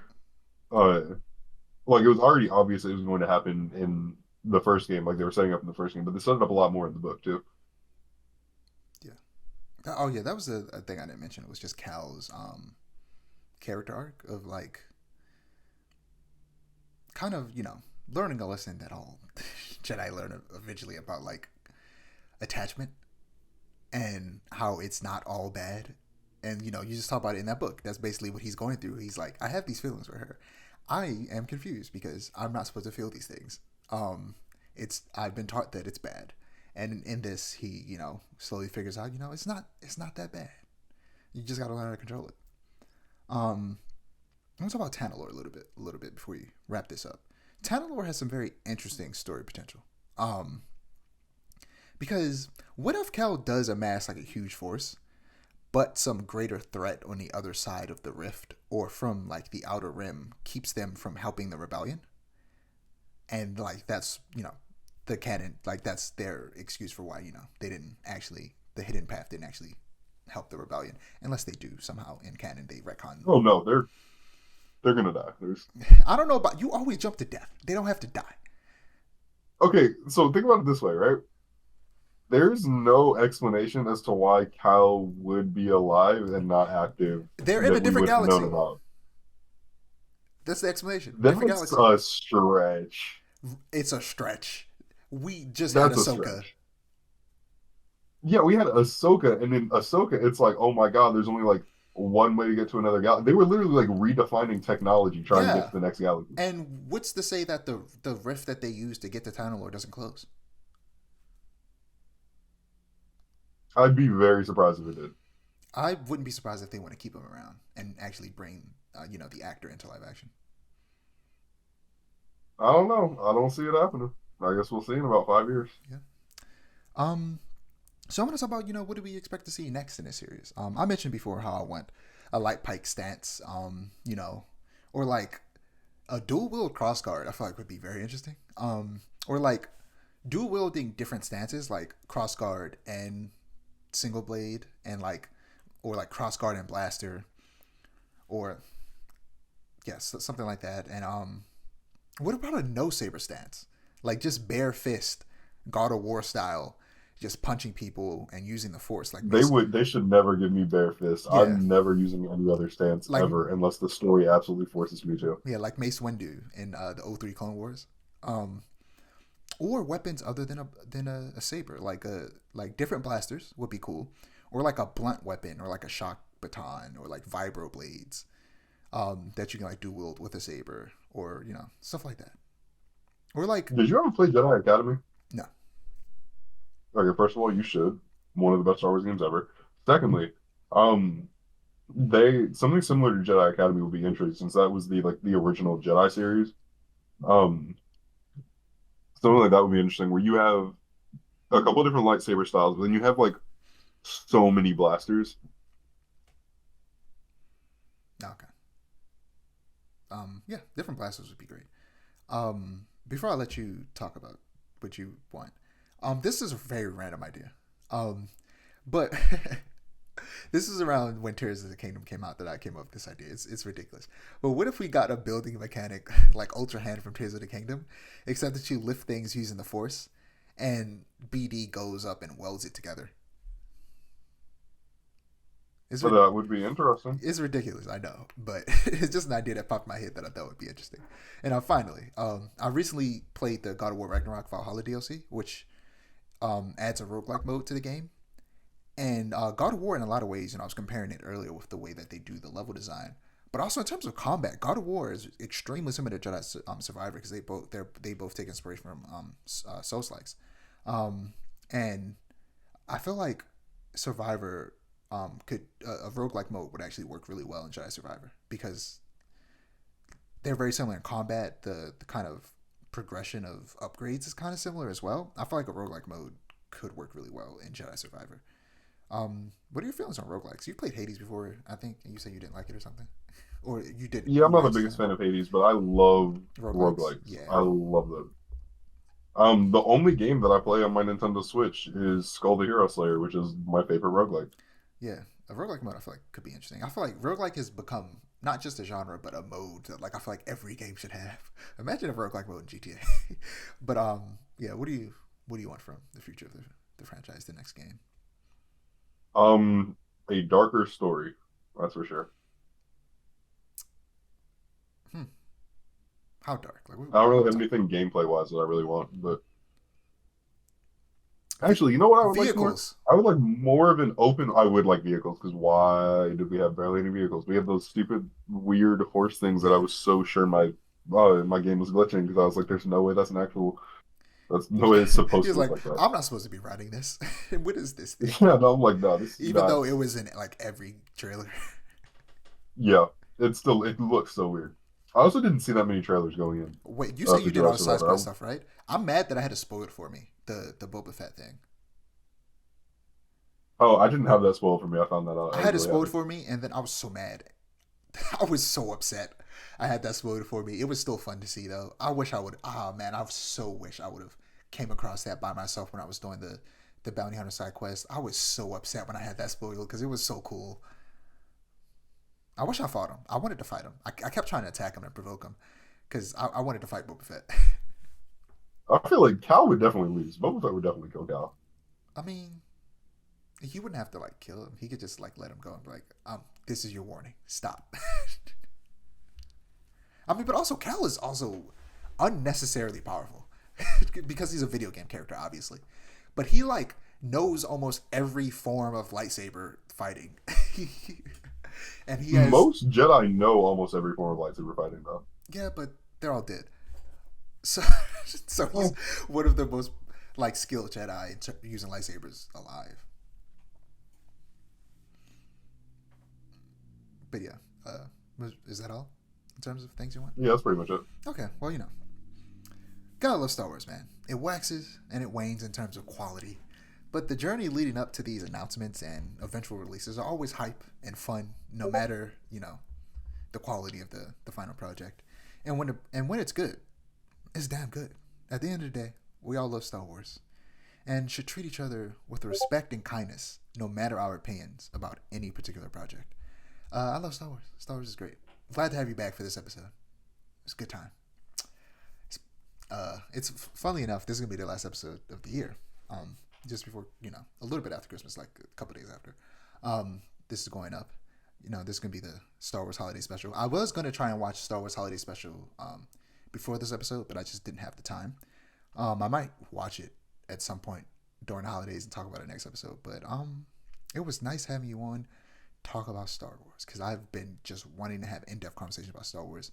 And on the podcast specifically, me and you have talked about, of course, texting and stuff, but just on the podcast, and I just haven't been able to because my co-host just isn't into Star Wars like that.